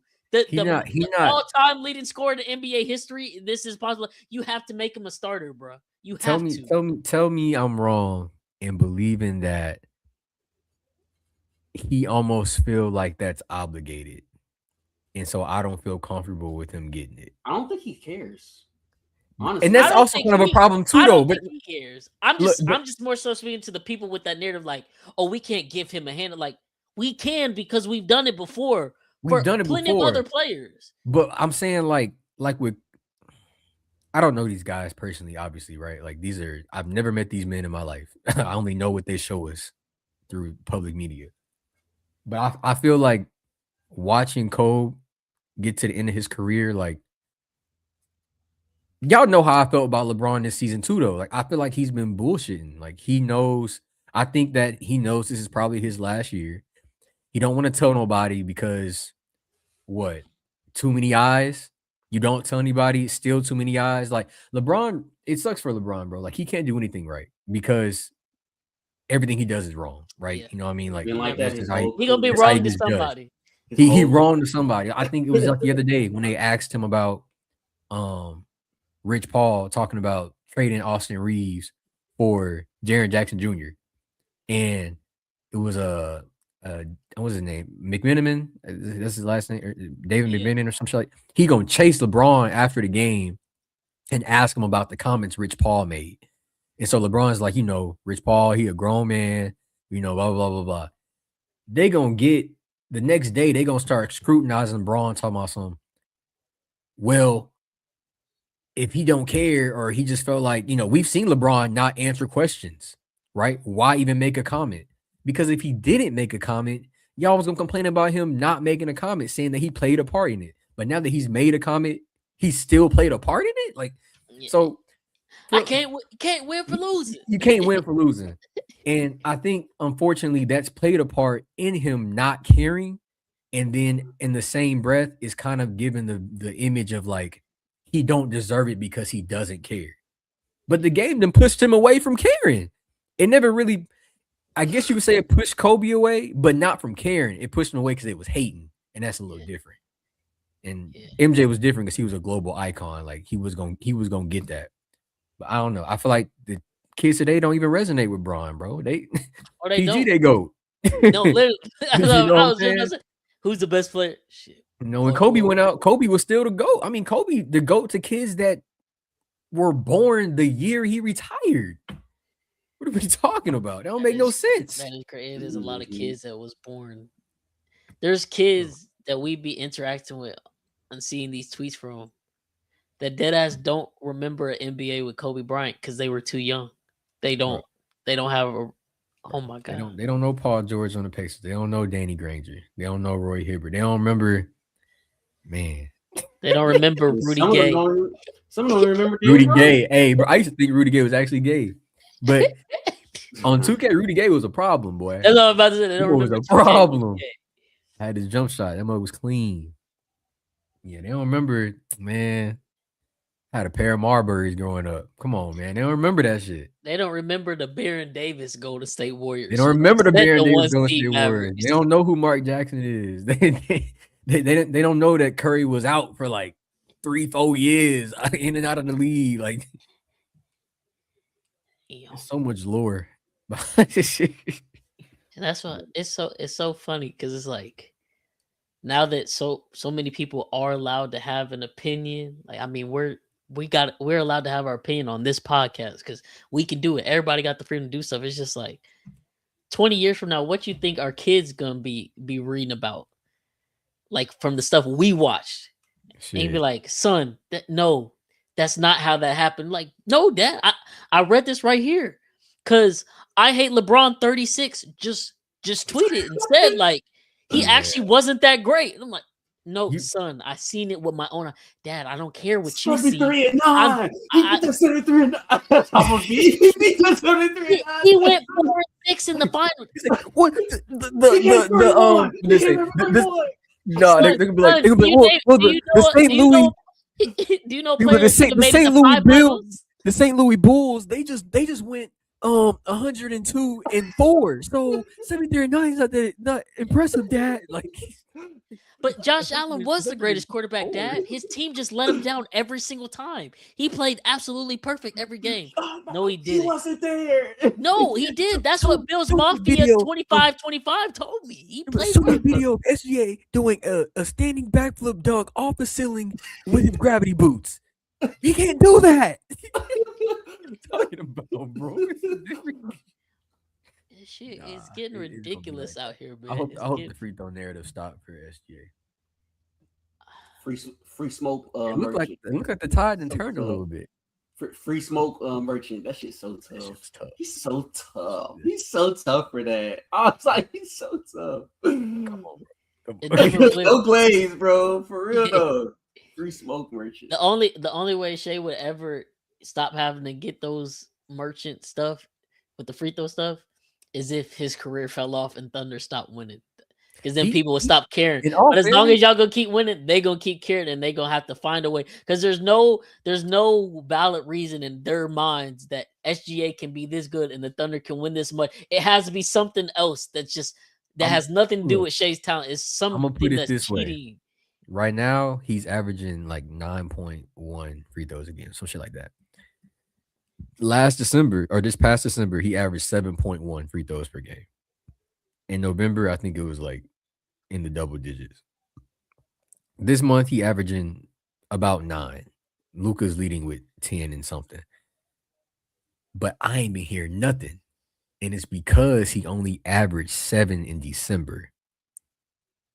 So it's whenever, and literally the other day, he had I think 17 attempts. But nobody talking about it because he just dropped 40 on 16 for 19 with 7 free throws attempts. So as long as he don't get it, people don't talk about it. Like some people, they'll be like, oh, he had a great game. Like he really is like that.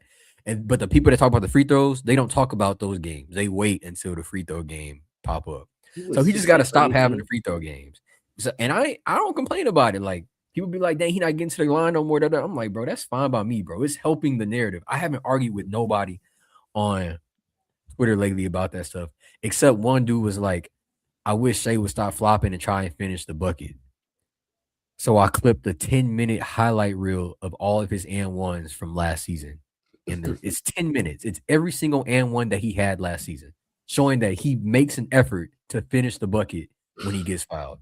Unlike somebody else, which I have a 3-minute highlight reel with both of them getting fouled and trying to attempt their and ones. So it's a whole different. I'm finna make you laugh. Okay, what's another player besides Luka who averaging a lot of free throws? It's Denny Avdia right now. Okay, and I'm sure there's a lot of Portland fans that be on under these tweets claiming to you that saying shit to you and Thunder fans that Shea is a free throw merchant. You'll never get all of the league back except for the ones that it can happen to. So if Denny is ever able to win a championship in Portland, all those fans will miraculously understand how it works. And you want to know how I know that? Because last year, when the Chiefs were winning all these games by the skin of their teeth, and Patrick Mahomes led the league with 7 game-winning drives. And people were like, Patrick Mahomes is shit. The defense is actually carrying him. He's getting saved. And it's like, bro, somebody got to have these game-winning drives. Do they not? He's doing it. Like, do we not get credit for that? That's the literal definition question. They'd be like, oh, no, he's fucking getting carried. He sucks still. Guess who's come around this year, funny enough, and now believes in all of that shit? Oh, is it the Broncos? Bo Nix. Yes. And the Broncos fan. Bo Nix is now really good to them. Because is them. It is. It don't matter if he play like shit for 3 quarters. As long as he make the drive to win the game, like, oh, Bo Nix is good. But they were one of the main, especially as a rival last year, they were one of the main groups talking shit about Mahomes.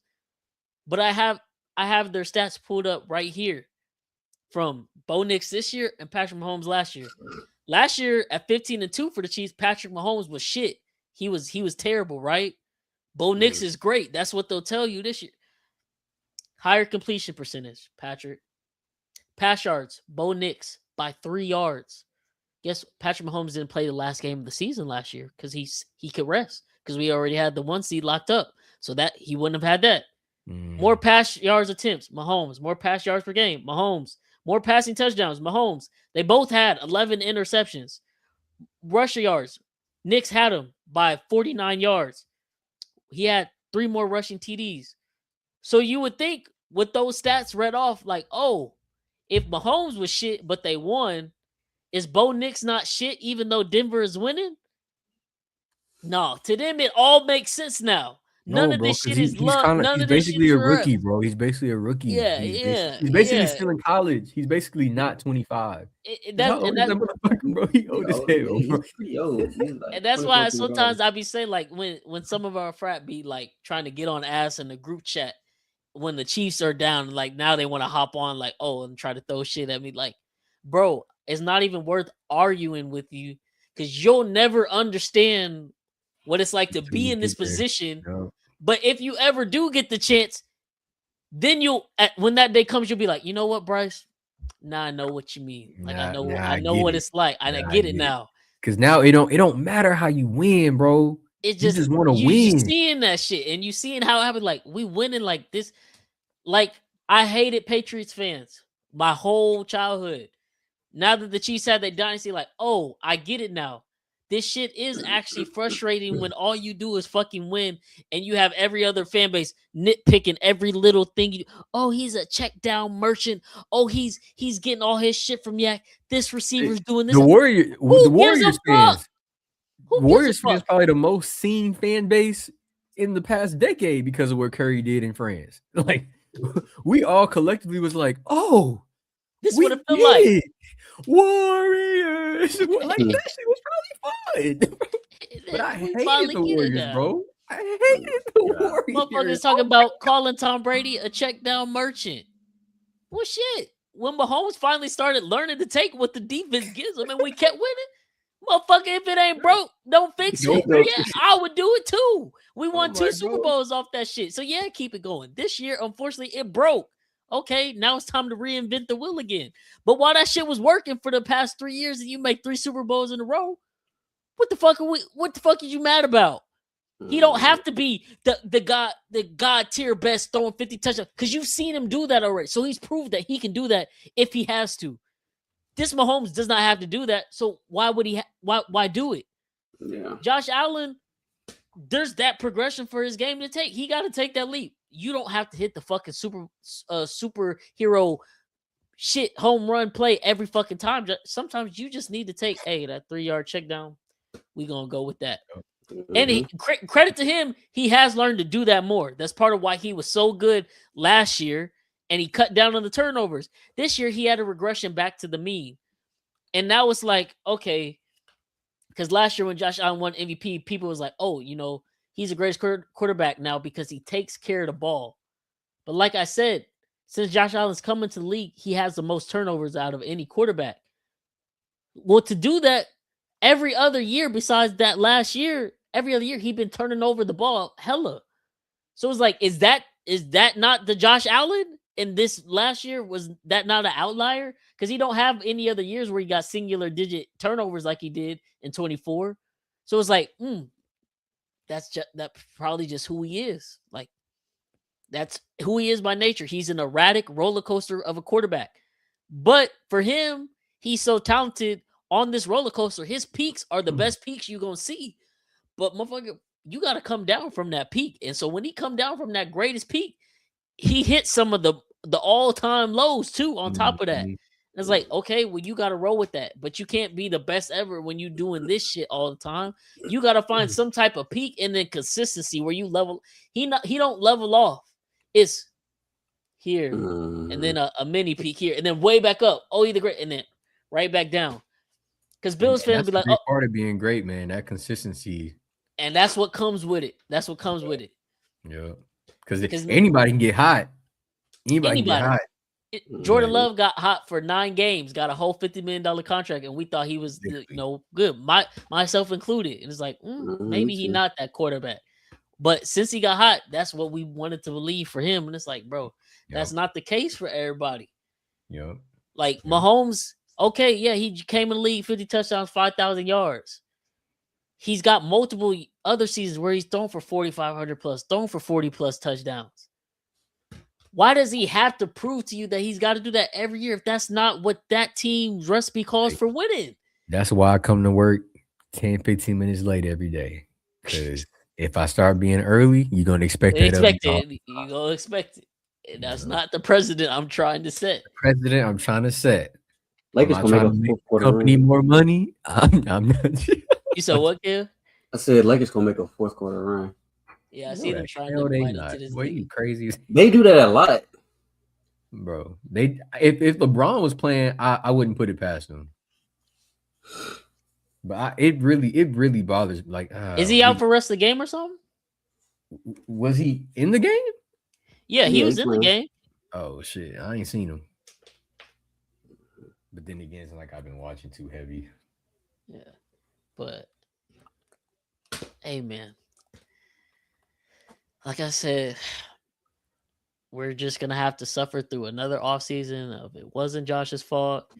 Ravens fans are. I'm dead. My mom said I go to work late too, Chris. Oh. But we're gonna have to go through this whole offseason of it wasn't Josh's fault. And the Ravens fans are gonna be like, actually it was, and Bills fans gonna be like, we're better than Lamar. And then the Ravens will be like, no, you're not. Lamar's better than Josh. And it's gonna be like, y'all are literally fucking arguing about who is the best loser because neither of you have won shit. And then off in the distance, a little bit behind them is gonna be the stupid ass Bengals fans is like, oh yeah? Well, we've been to a Super Bowl. Motherfucker, that was 5 years ago. Please let it go. You haven't been to the playoffs in what's going on 3 years. That's just insane, let that shit go. That's insane. Oh man, NFL is so different, bro. It's so different.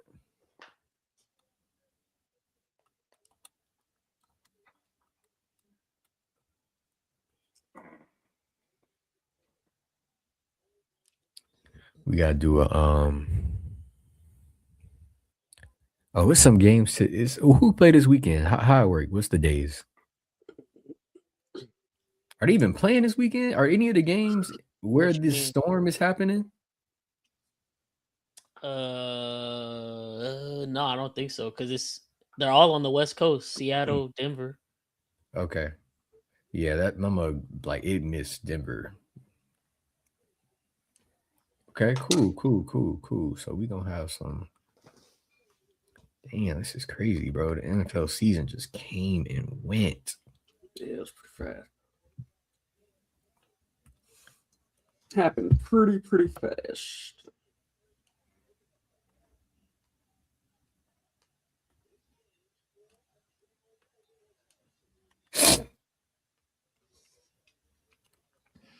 But hey, man, it is what it is. Another year, another divisional round loss for the Bills. Texans maybe squandered their greatest opportunity in their franchise's history. But one of these 4 teams is now going to be crowned Super Bowl champions. It's either going to be the Rams, Stafford and McVay get their second, Seahawks get their first since the Legion of Boom with the whole new generation of Seahawks. Mm-hmm. Patriots. Luka. What? Oh, he almost hit that. Oh, I see it too. But either the Patriots, then their spoiled ass fans get to fucking win again, which I don't think nobody but the people in Boston want to see that shit. Or the Broncos mess around and go on a Nick Foles Eagles run with Jarrett Stidham and win the game. So hey, it is what it is, man. But what y'all think gonna happen this weekend though? I think Broncos are 5-point dogs with Jarrett Stidham at home. And then I actually don't know what the Rams Seahawks is, but I would assume there's probably 2.5 since the Seahawks are 2.5. It's 2.5. So what's y'all Super Bowl matchup? Is it the Seahawks year? Or is it the Rams is Sam Darnold? Because I mean, he hasn't had to, but credit to him because he hasn't lost it. But Sam Darnold hasn't had to play great in the last month and a half. And funny enough, he's actually leading the league in turnovers this year, which doesn't get talked about because they've been winning with that defense. He had was it in the 20s? I think so. Yeah, I think I saw that too. But say the Rams able to keep the game close, which nobody has done versus Seattle anytime recently besides the Rams, a month ago on that Thursday night game. So if not that, then do y'all think Sam Darnold turns back into a fucking pumpkin and then the Rams are back in the Super Bowl once again? I think Seattle is going to win. They're so fucking good. I gotta remain. Look, this is the side I chose, bro. So I'll just die on it. That's fair. And I chose it last year because I was a Sam Darnold truther.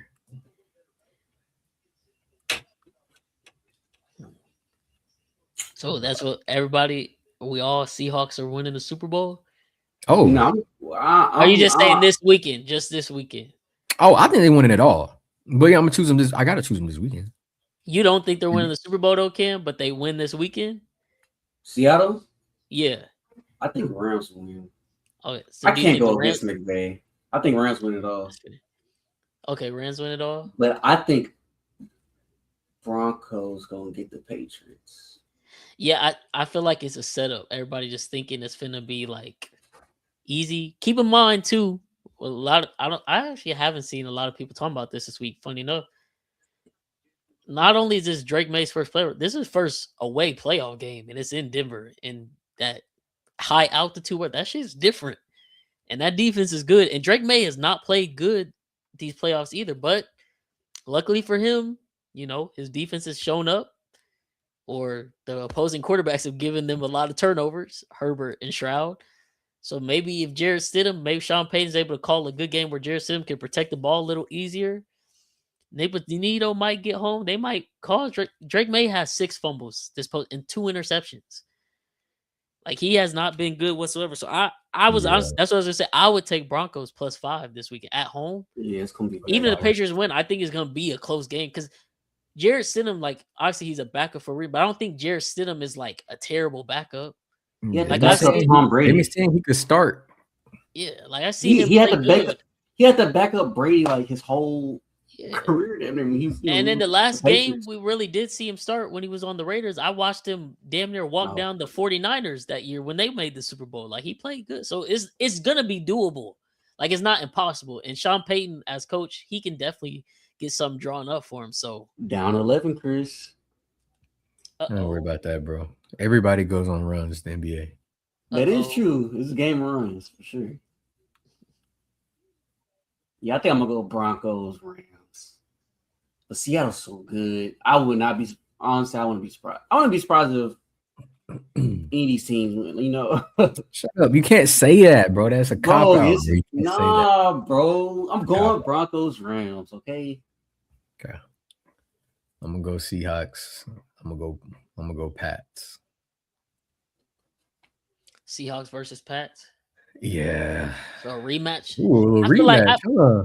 yeah, I feel like Rematch. that would be some good poetic justice for Seahawks fans back from that 2014 Super Bowl. It would, unless It they was not the pass same the ball team. again. Bro, what if it ended the same If way? Sam Darnold is the one to throw Sam it. Darnold would be He's the one to throw it. Imagine him trying to force it to JSN at the end. He gets intercepted. Oh man. It's gonna be a stupid little trick play with Rashid Shaheed when they should have just ran the ball. Oh Lord. They always trade for good kick returners. Who? Seahawks. Mm-hmm. There go Braun. Back to 11 with 11 minutes left. We gotta make a trip there sometime in the future to Intuit Dome. Yeah, that'd be dope. Uh-oh. Oh.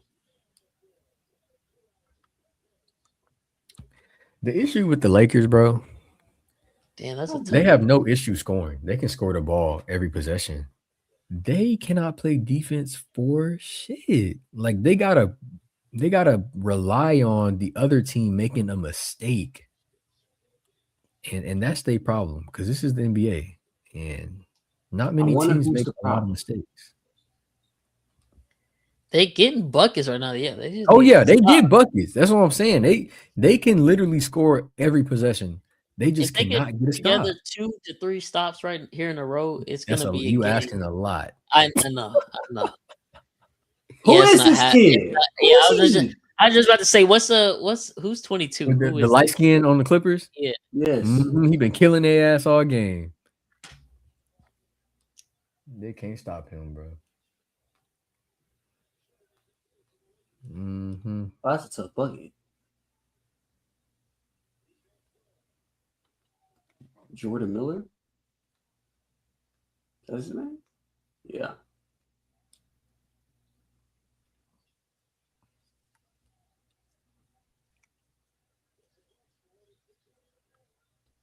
And it looked like it's not like they not trying on defense. Oh yeah, and that's what's even worse. Because they try hard on defense. TJ said, "What's y'all take on LaShawn McCoy in the backup QB Twitter beef?" LaShawn got a hush, man. He said he tired of these backup QBs and dudes who don't play, like basically talking about like all these quarterbacks and shit. He trying to defend Josh Allen this week because he played for the Bills and he was his teammate, which I get, but like he literally does a podcast with Emmanuel Acho, who was a bench rider, barely made it in the league, played for only a couple years. And he used to be on a show with a career backup QB and Chase Daniel. Anybody can talk the game. And then he always try to throw in like he a 2-time Super Bowl champ. He is a dumbass. But it's not even that. He didn't play in the 2 Super Bowls that he won. He literally did not get a single down in on he was a healthy scratch in both Super Bowls. I get he had a great career, especially Eagles. Like he's an Eagles Hall of Fame player, maybe Hall of Fame running back one day. But as far as like he be saying the shit like like you would think it was the Eagles LaShawn McCoy on these Super Bowl teams for the Chiefs and Bucks when they won. No, he was a healthy scratch. He got benched by both teams by the end of the year and did not play, but he on the roster, so he won a Super Bowl. He ain't had shit to do with them Super Bowls, dog. And it's still even more hypocritical for him because he the same dude that be talking about Dak is ass. And then he was sticking up for Jalen Hurts long because he's an Eagles guy, but he even got on Jalen Hurts' ass after their wild card game. It's like, how you get on his ass, but you can't just simply hold Josh accountable for having 4 turnovers. Like there's no game in NFL history where a quarterback has 4 turnovers and you think your team should rightfully win that game. That's just not, that doesn't add up. I think Lakers cut it single digits here.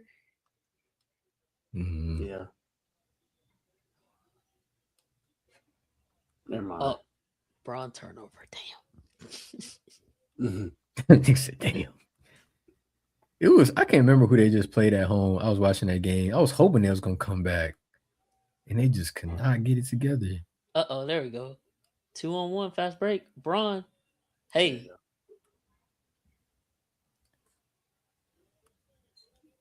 I don't know, Chris. Yeah, you sound like me the other night. Okay, this I actually don't know what you're talking about, TJ. You gotta inform me. What is Ash Cash, Josh Jacobs socks? Oh yeah, I seen that.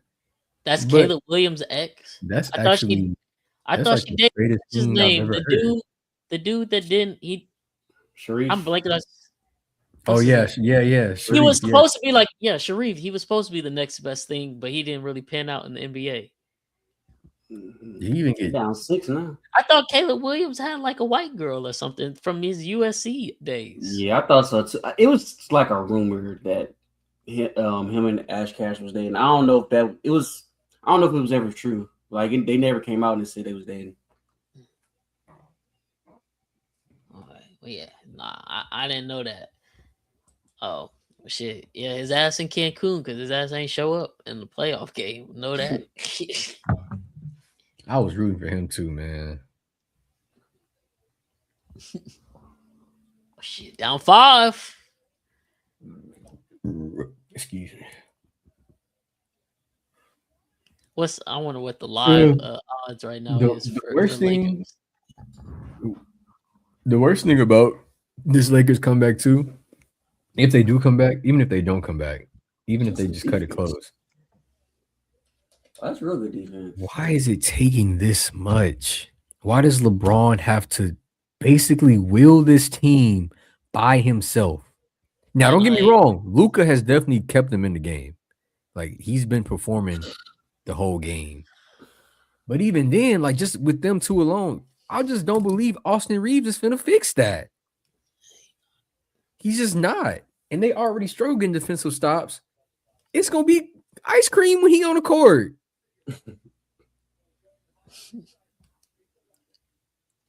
They do need to make a change. And like, I don't know. Like, how bad do you want to win this year? Because in my eyes, I don't think they should make a trade for anything. I think they should just if they had Trey Murphy, but they've been saying Trey Murphy, they've been saying Jonathan Kuminga, they wanted DeAndre Hunter before anybody else. Like, they want a tall wing. They want a Nickeil Alexander-Walker. They want a Jaden McDaniels. What they gonna give up? Yeah, exactly. Nobody want who they got. They don't got good pieces. And Pelinka holding on to that 2032 first round pick like it's the best 8th grader in the world. That they got is literally Austin Reeves. You have to trade Austin Reeves if you want to win this year. You have to trade him. But in my head, though, which Rich Paul wasn't wrong, but you can't say that. If I'm a real Lakers fan, I'm not a said that. I'm talking about. You didn't hear that? You came on and said that. That's what Chris was referring to. They asked LeBron post game the other night. Rich Paul, is it his own podcast? He asked. I'm trying to figure out. He got a new podcast. He got a new podcast. Yeah. What agent needs a podcast? I don't know. But he said he's trying to talk about the stuff that everybody be asking about. That's actually kind of strange. I'm not mad at it. I ain't gonna lie. He went on his podcast, Cam, and he basically said if he was the Lakers GM, he would trade Austin Reeves for Jaren Jackson. If the Lakers want to win, that's what the trade they need to make. Knowing, regardless if that's truly how he feels, which is cool, nothing wrong with it. He might even be right in that sentiment. You represent LeBron, so you can't say that because now he has to answer for it. Yeah. And like Chris said, if he don't answer for it, he don't care. And if he do answer for it, whatever answer he give, it's going to be the wrong answer no matter what he says. So why put him in a situation? Like, it's just like you actively fucking like the dude who put you on. Like, you ain't shit without LeBron. The man life. I don't think Jaren Jackson does anything. Like he don't. Jaren Jackson. He don't put them over the top. He gives Luka better lockdown, but he don't provide no rebounding or defense at all. That's why you don't make a trade. This Laker team is not supposed to win a championship this year. It just is what it is. Like, if they do, more power to you. That is like the most luckiest shit ever. But I just don't think they're built to win a championship this year. And that's okay. If I'm a real Laker fan, I'm not a LeBron fan. I'm okay with that because I know what we have.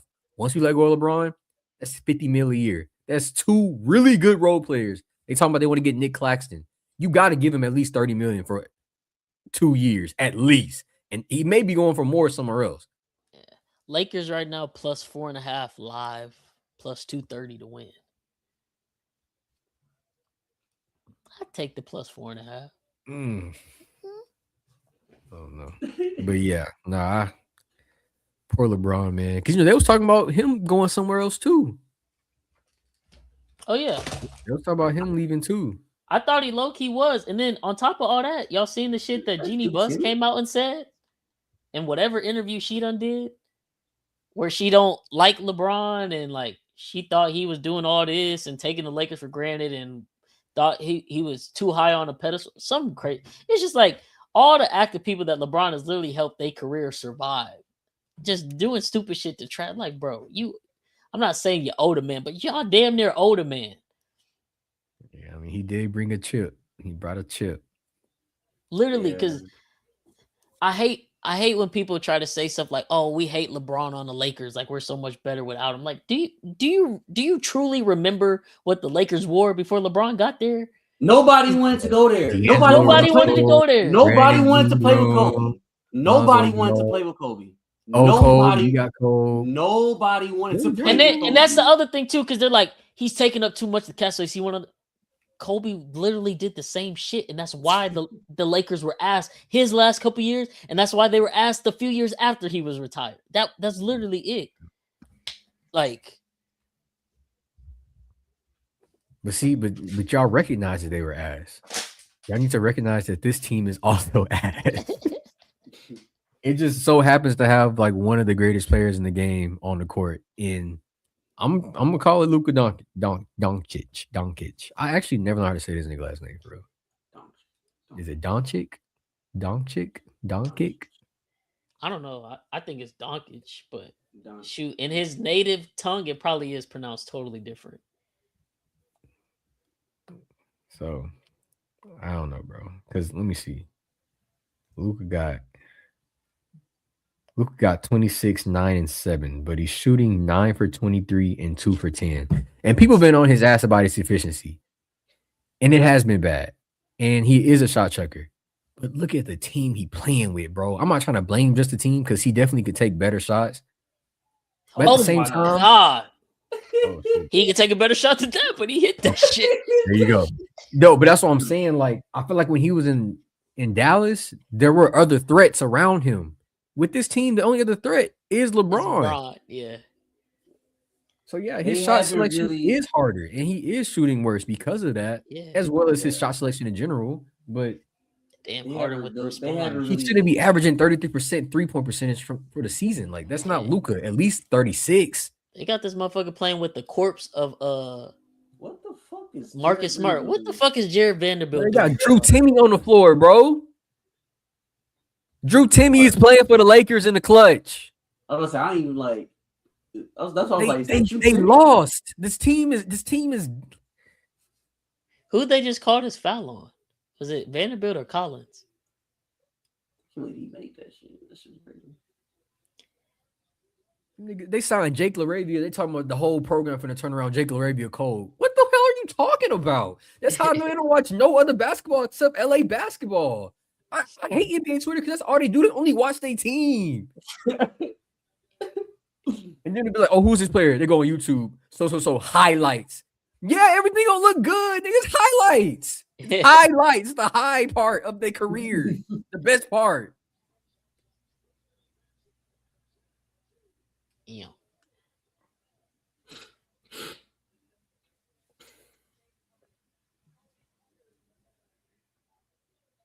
$98-91. 4 minutes 50 left. 4 minutes 50 seconds left. And that's just crazy because, like you're saying, like it's 4 minutes left. The closing lineup for the Lakers literally has Timmy. What a fucking pass! Bron bricked that bitch. That was offense is elite. Don't get me wrong. I don't think anybody can stop their offense. It's just it sucks that they offense is 2 guys. Like that's a lot to ask. And yeah, you're gonna win your random game on a Thursday night. You may even win a back-to-back in February.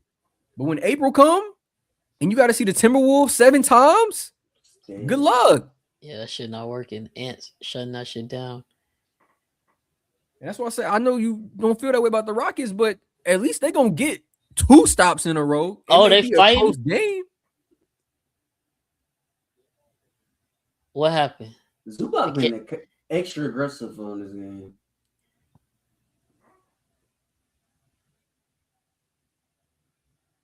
What Brook Lopez say? He said, "You know exactly what you're doing." What did he do? Can we get a replay of what happened? I'm probably gonna see it because my shit delayed. Let me see.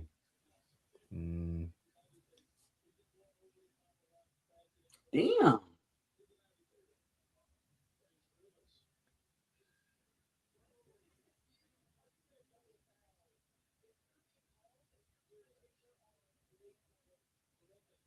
Was it double foul?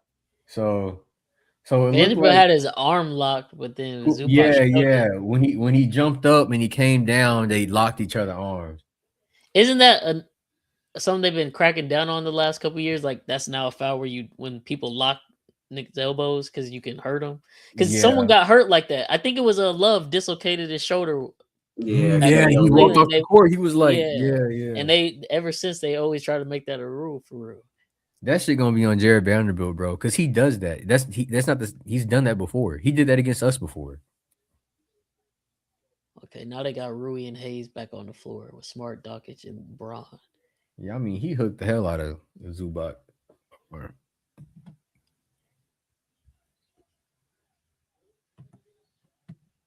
The rotations was pretty good right there. They was, but 22 had his eyes down because Zubac was wide open and paint on the roll. He could have just thrown that bitch up.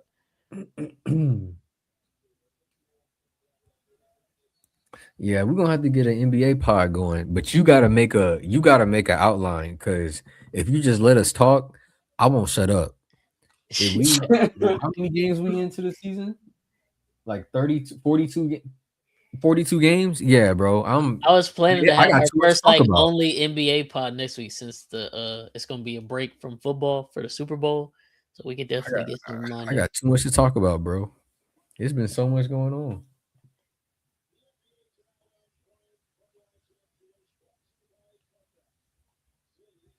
You have to do something like pardon the interruption or something like.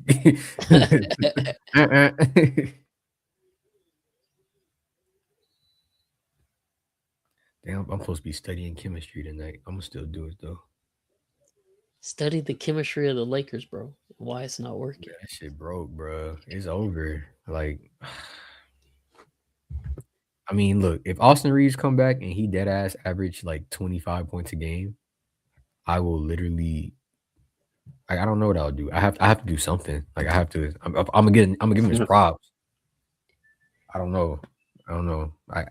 I just don't see it though. It just don't make sense to me. And even if you do average 25, they just gonna give up 25 more points because he's on the floor.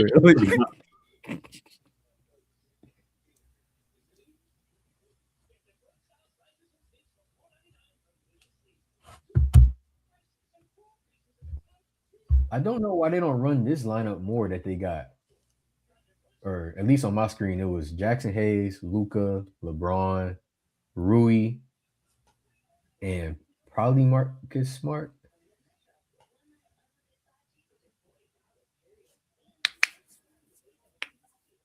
Because that's the lineup I like.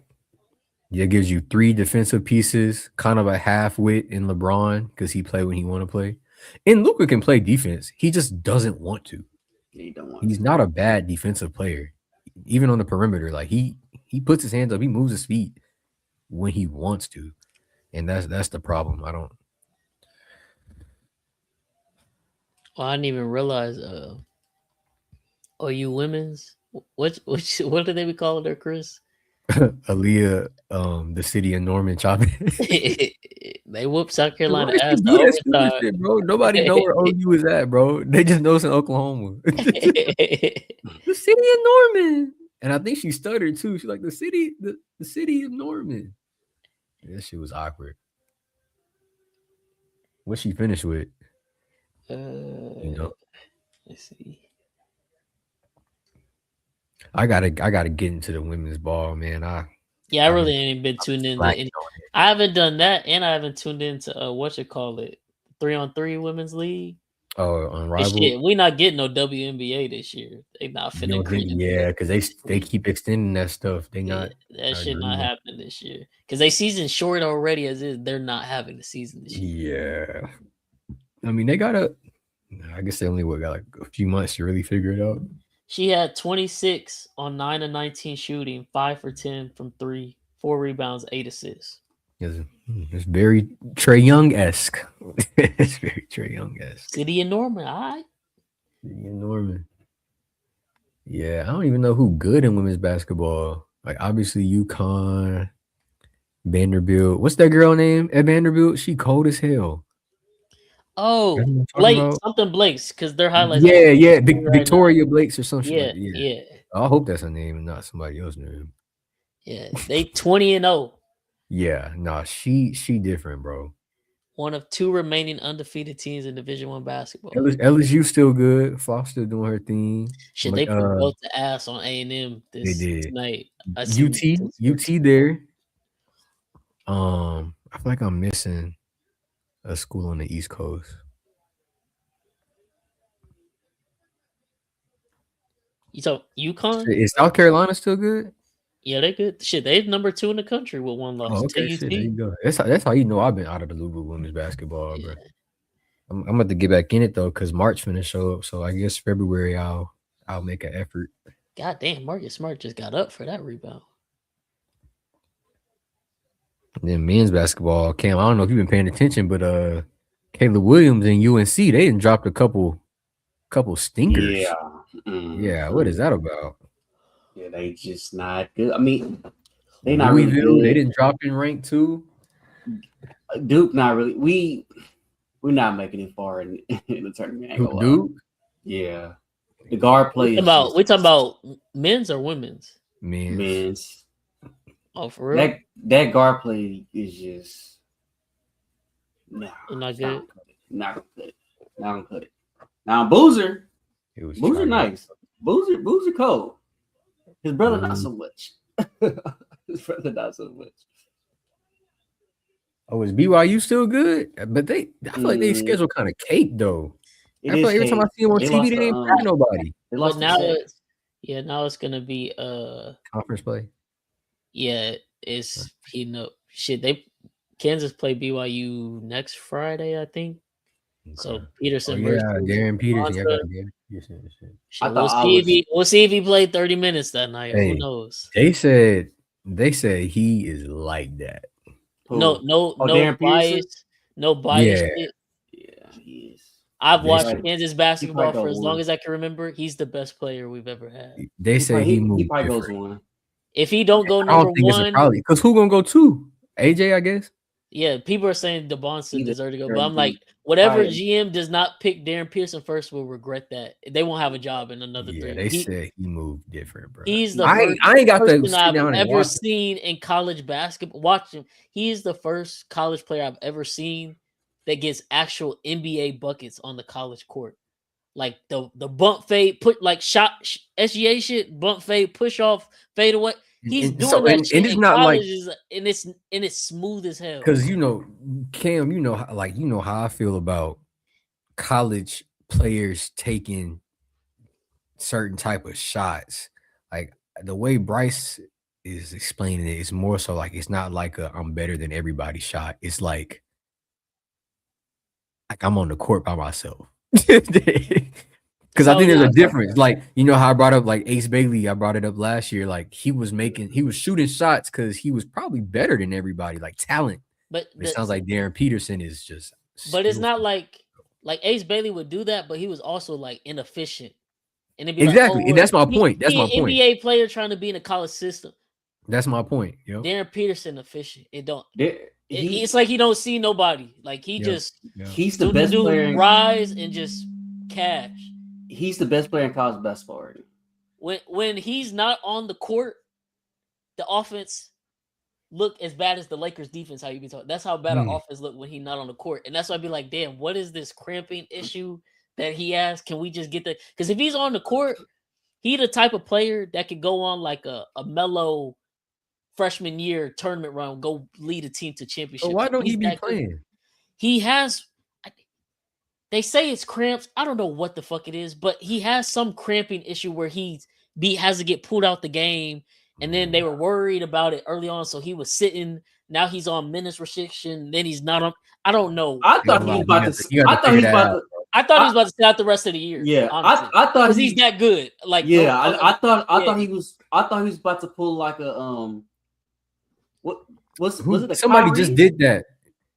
Well, Kyrie got hurt for real. But Kyrie somebody did it to where it's like it was somebody they literally sat out the whole year. Yeah, it was somebody. I forgot who it was though.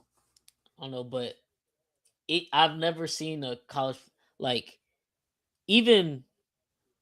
I'm trying to think of what could even come close. Like Jimmer Fredette back then was getting buckets, but like it just didn't look as smooth the way he was just jacking shots up. But he was good. Obviously, he was getting buckets. I've watched multiple times here. The game will start. You look up at the box score. Darren Peterson has like 12 points in 5 minutes of college basketball. That doesn't happen like that.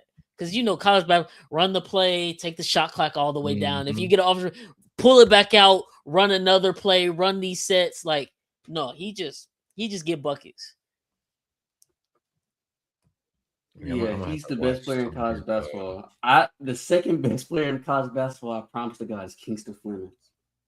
That nigga gonna be he's a starter right now. He's an NBA starter right now. He's an NBA point guard starter right now. And the crazy thing about it, he's the type of kid he'll probably stay another year. Yeah. Which is crazy because his stock is who would I know it's a lottery, but like who would have the number one pick possibly right now? I'm just trying to think because it's gonna obviously be like roster makeup too, but like how they say sometimes you just gotta take the best player available. But like if it's a team that has not even saying they have their point guard, but a point guard they think they can build with. Like if Darren Peterson went to New Orleans next year with Jeremiah Fears and Derek Queen, they gonna be cold. Like that's the bucket getter they need because they actually don't have that right now. They don't have a guy that could just go get a bucket. No matter if they had that, he fixes a lot of their problems. Yeah.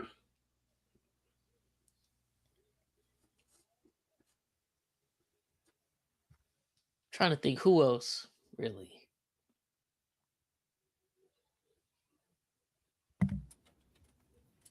Wait, what was the question? They wouldn't be able to. I was saying who had the like who's gonna have one of the top picks in the NBA next year? Because I was saying I know it's like what the team needs like position wise, but also sometimes like they say you just draft best player available. Shit, I was if just the saying Wizards get number one, they need to grab that motherfucker.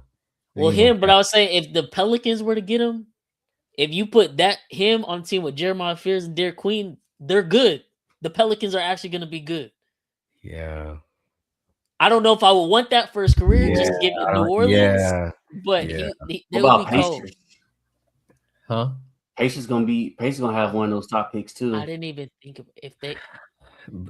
Oh my god, him and Tyrese. Oh my. So, but do they complement each other? Like, I don't want to get. I don't want to. Look. I just don't want to mistake the idea of, he's good. They're gonna be good together.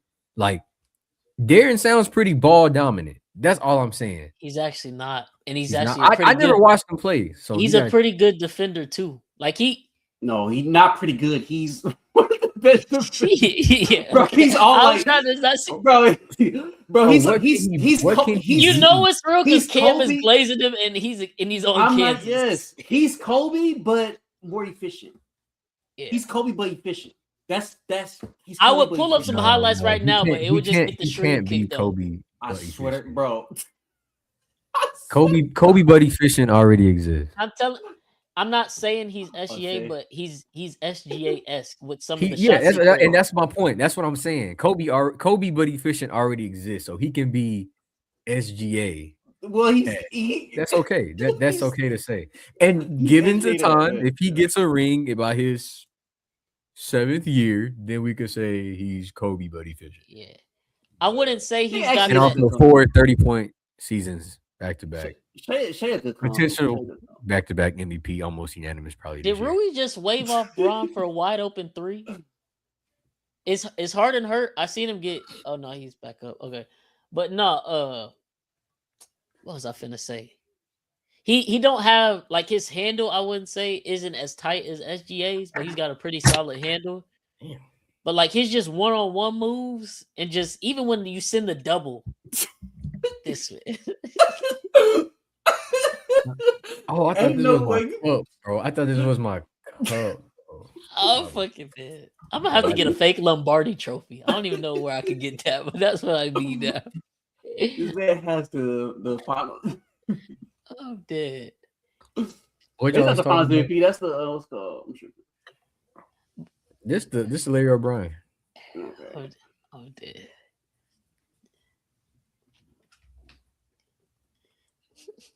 Ed motherfucking busting. I ain't gonna lie though.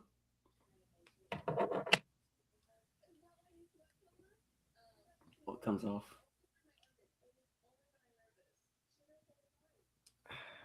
How much that cost you? You said what? How much that cost you? I'm not gonna say it on live.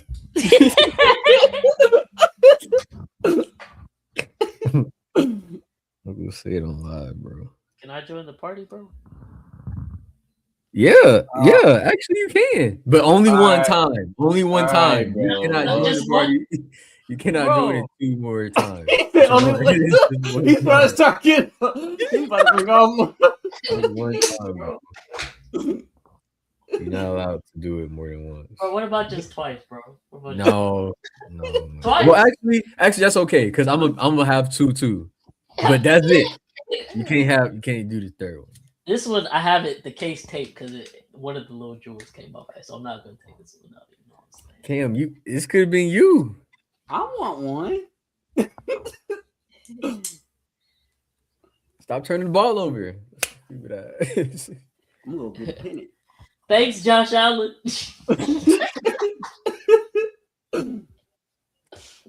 Yeah, man. But damn, y'all hear that? Oh, that's Lakers ball. Mhm. Y'all hear that? Yeah, that shit All right now. heavy. Knowing Chris, he went to SGA house and grabbed that. That's the real thing, right there. That was not me, bro. That was not Oh, me. That what broke a- into his house. They do. So they run the same play. They run the same play until you stop it. You want the Lakers? Yeah. This is what they fucking do. This is what JJ do. Look, right. This is what JJ do every time they get the ball.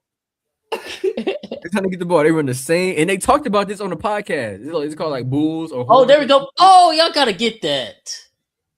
Board. They run the same play. I'm Oh, telling you, JJ is to blame. Brian, chill. No, that's the exhaustion, like Chris was saying. Like he doing so much and then to not get that crucial tip, nobody get the deflection, then a foul on top of that. Like, come on, babe. Help me out, please. I'm 41. I'm 41. They fired Darvin Ham to hire JJ. Yep.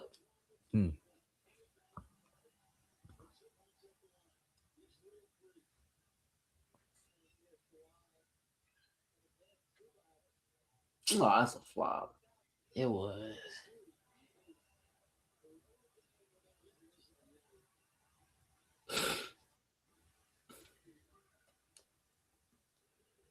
Damn, we got 19 rebounds. Zubac knew? Yeah. God damn. Oh, Hey, yeah. and one.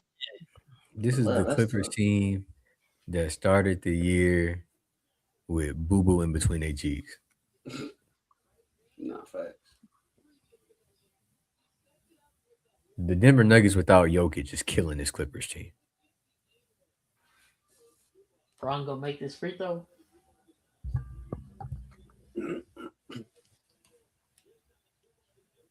He made it. Down 3. Come on. Another stop. Minute 20 left. Luka game winner? That's too easy, dog. Oh my God, that's piss poor defense.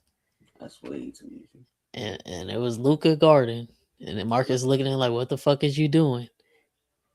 Oh, I thought Braun was finna pull that. I was finna say, you crazy. He wants to. He do. Good pass, though. Rui, you gotta make that shit. You sorry. That is one person I would. No, don't do that. Trade him, bro. He gets the most hate. I feel like he's the most consistent. Yeah, I don't get why he gets so much hate. I'm not hating on him. I'm saying he's great, but I'm just saying he's the one talented player you could get some quality pieces back for. I don't think he worth that many pieces, bro. Which is why I think he's a coupon player. Like you could save a lot of money with Rui. He ain't too good. He ain't horrible. That's literally a 6-point swing right there because he missed the 3 and then they just came down. He the type of player the game should not be in his hands though. That is, you know what I'm saying? So you can't really blame him for that.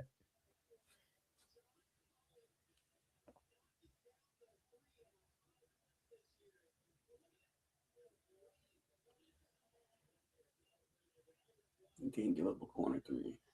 But then it's stuff like that with him missing that 3 where I'm like, when Darvin Ham got let go, what they was talking about? Yeah, we be in late game situations and we just don't really know what we're doing. Like we're just out there. Oh, wow. That looks very familiar. And it's like that every single game with them.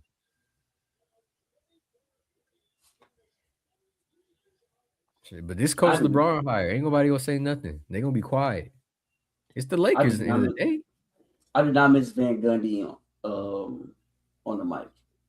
I'm glad he's coaching. I cannot stand that shit, bro. Shit, Doris Burke did the commentary for the Thunder game yesterday. That shit. What are you chopping it up with D-Wade? Man, get your ass on the ground. Like, what the fuck? Wait, what? He chopping it up. D-Wade, he was just chopping it up with D-Wade because, D-Wade broadcasted. And this is like, bro, see. Anyway, what about Wemby, though? But that shit is just fucking hilarious. D-Wade been retired for how many years now? Like 3 or 4? Shit. I mean, this man Braun still in the league. D-Wade got a whole broadcasting career now. So, Bryce, you asked yesterday or earlier today why D-Fox not a part of the offense as much. Today, he had 31, 5, and 5 on 10 for 13 shooting. 6 threes. He couldn't have done that when I bet him over 16.5 points. Sorry about that. Keldon Johnson had 21. I do not understand him having – he's not good to me.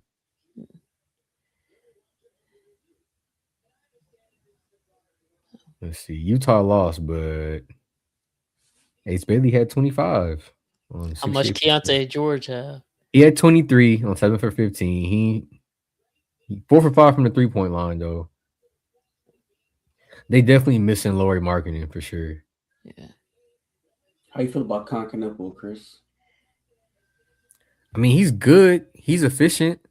He just wasted away though in Charlotte. Huh? He's just gonna waste away in Charlotte. You think so? There's just not a serious organization. I'm not gonna lie. I think because it kind of passed over when it happened.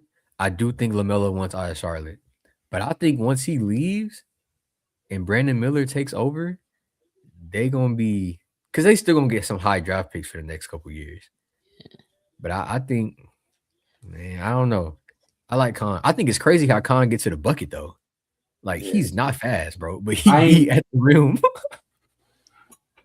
A lot of people ain't see that. At Duke. Oh, yeah. Vandy. Oh, wow. Good steal. Look, shoot that. Why did he not? What? Why did he took that? Luka.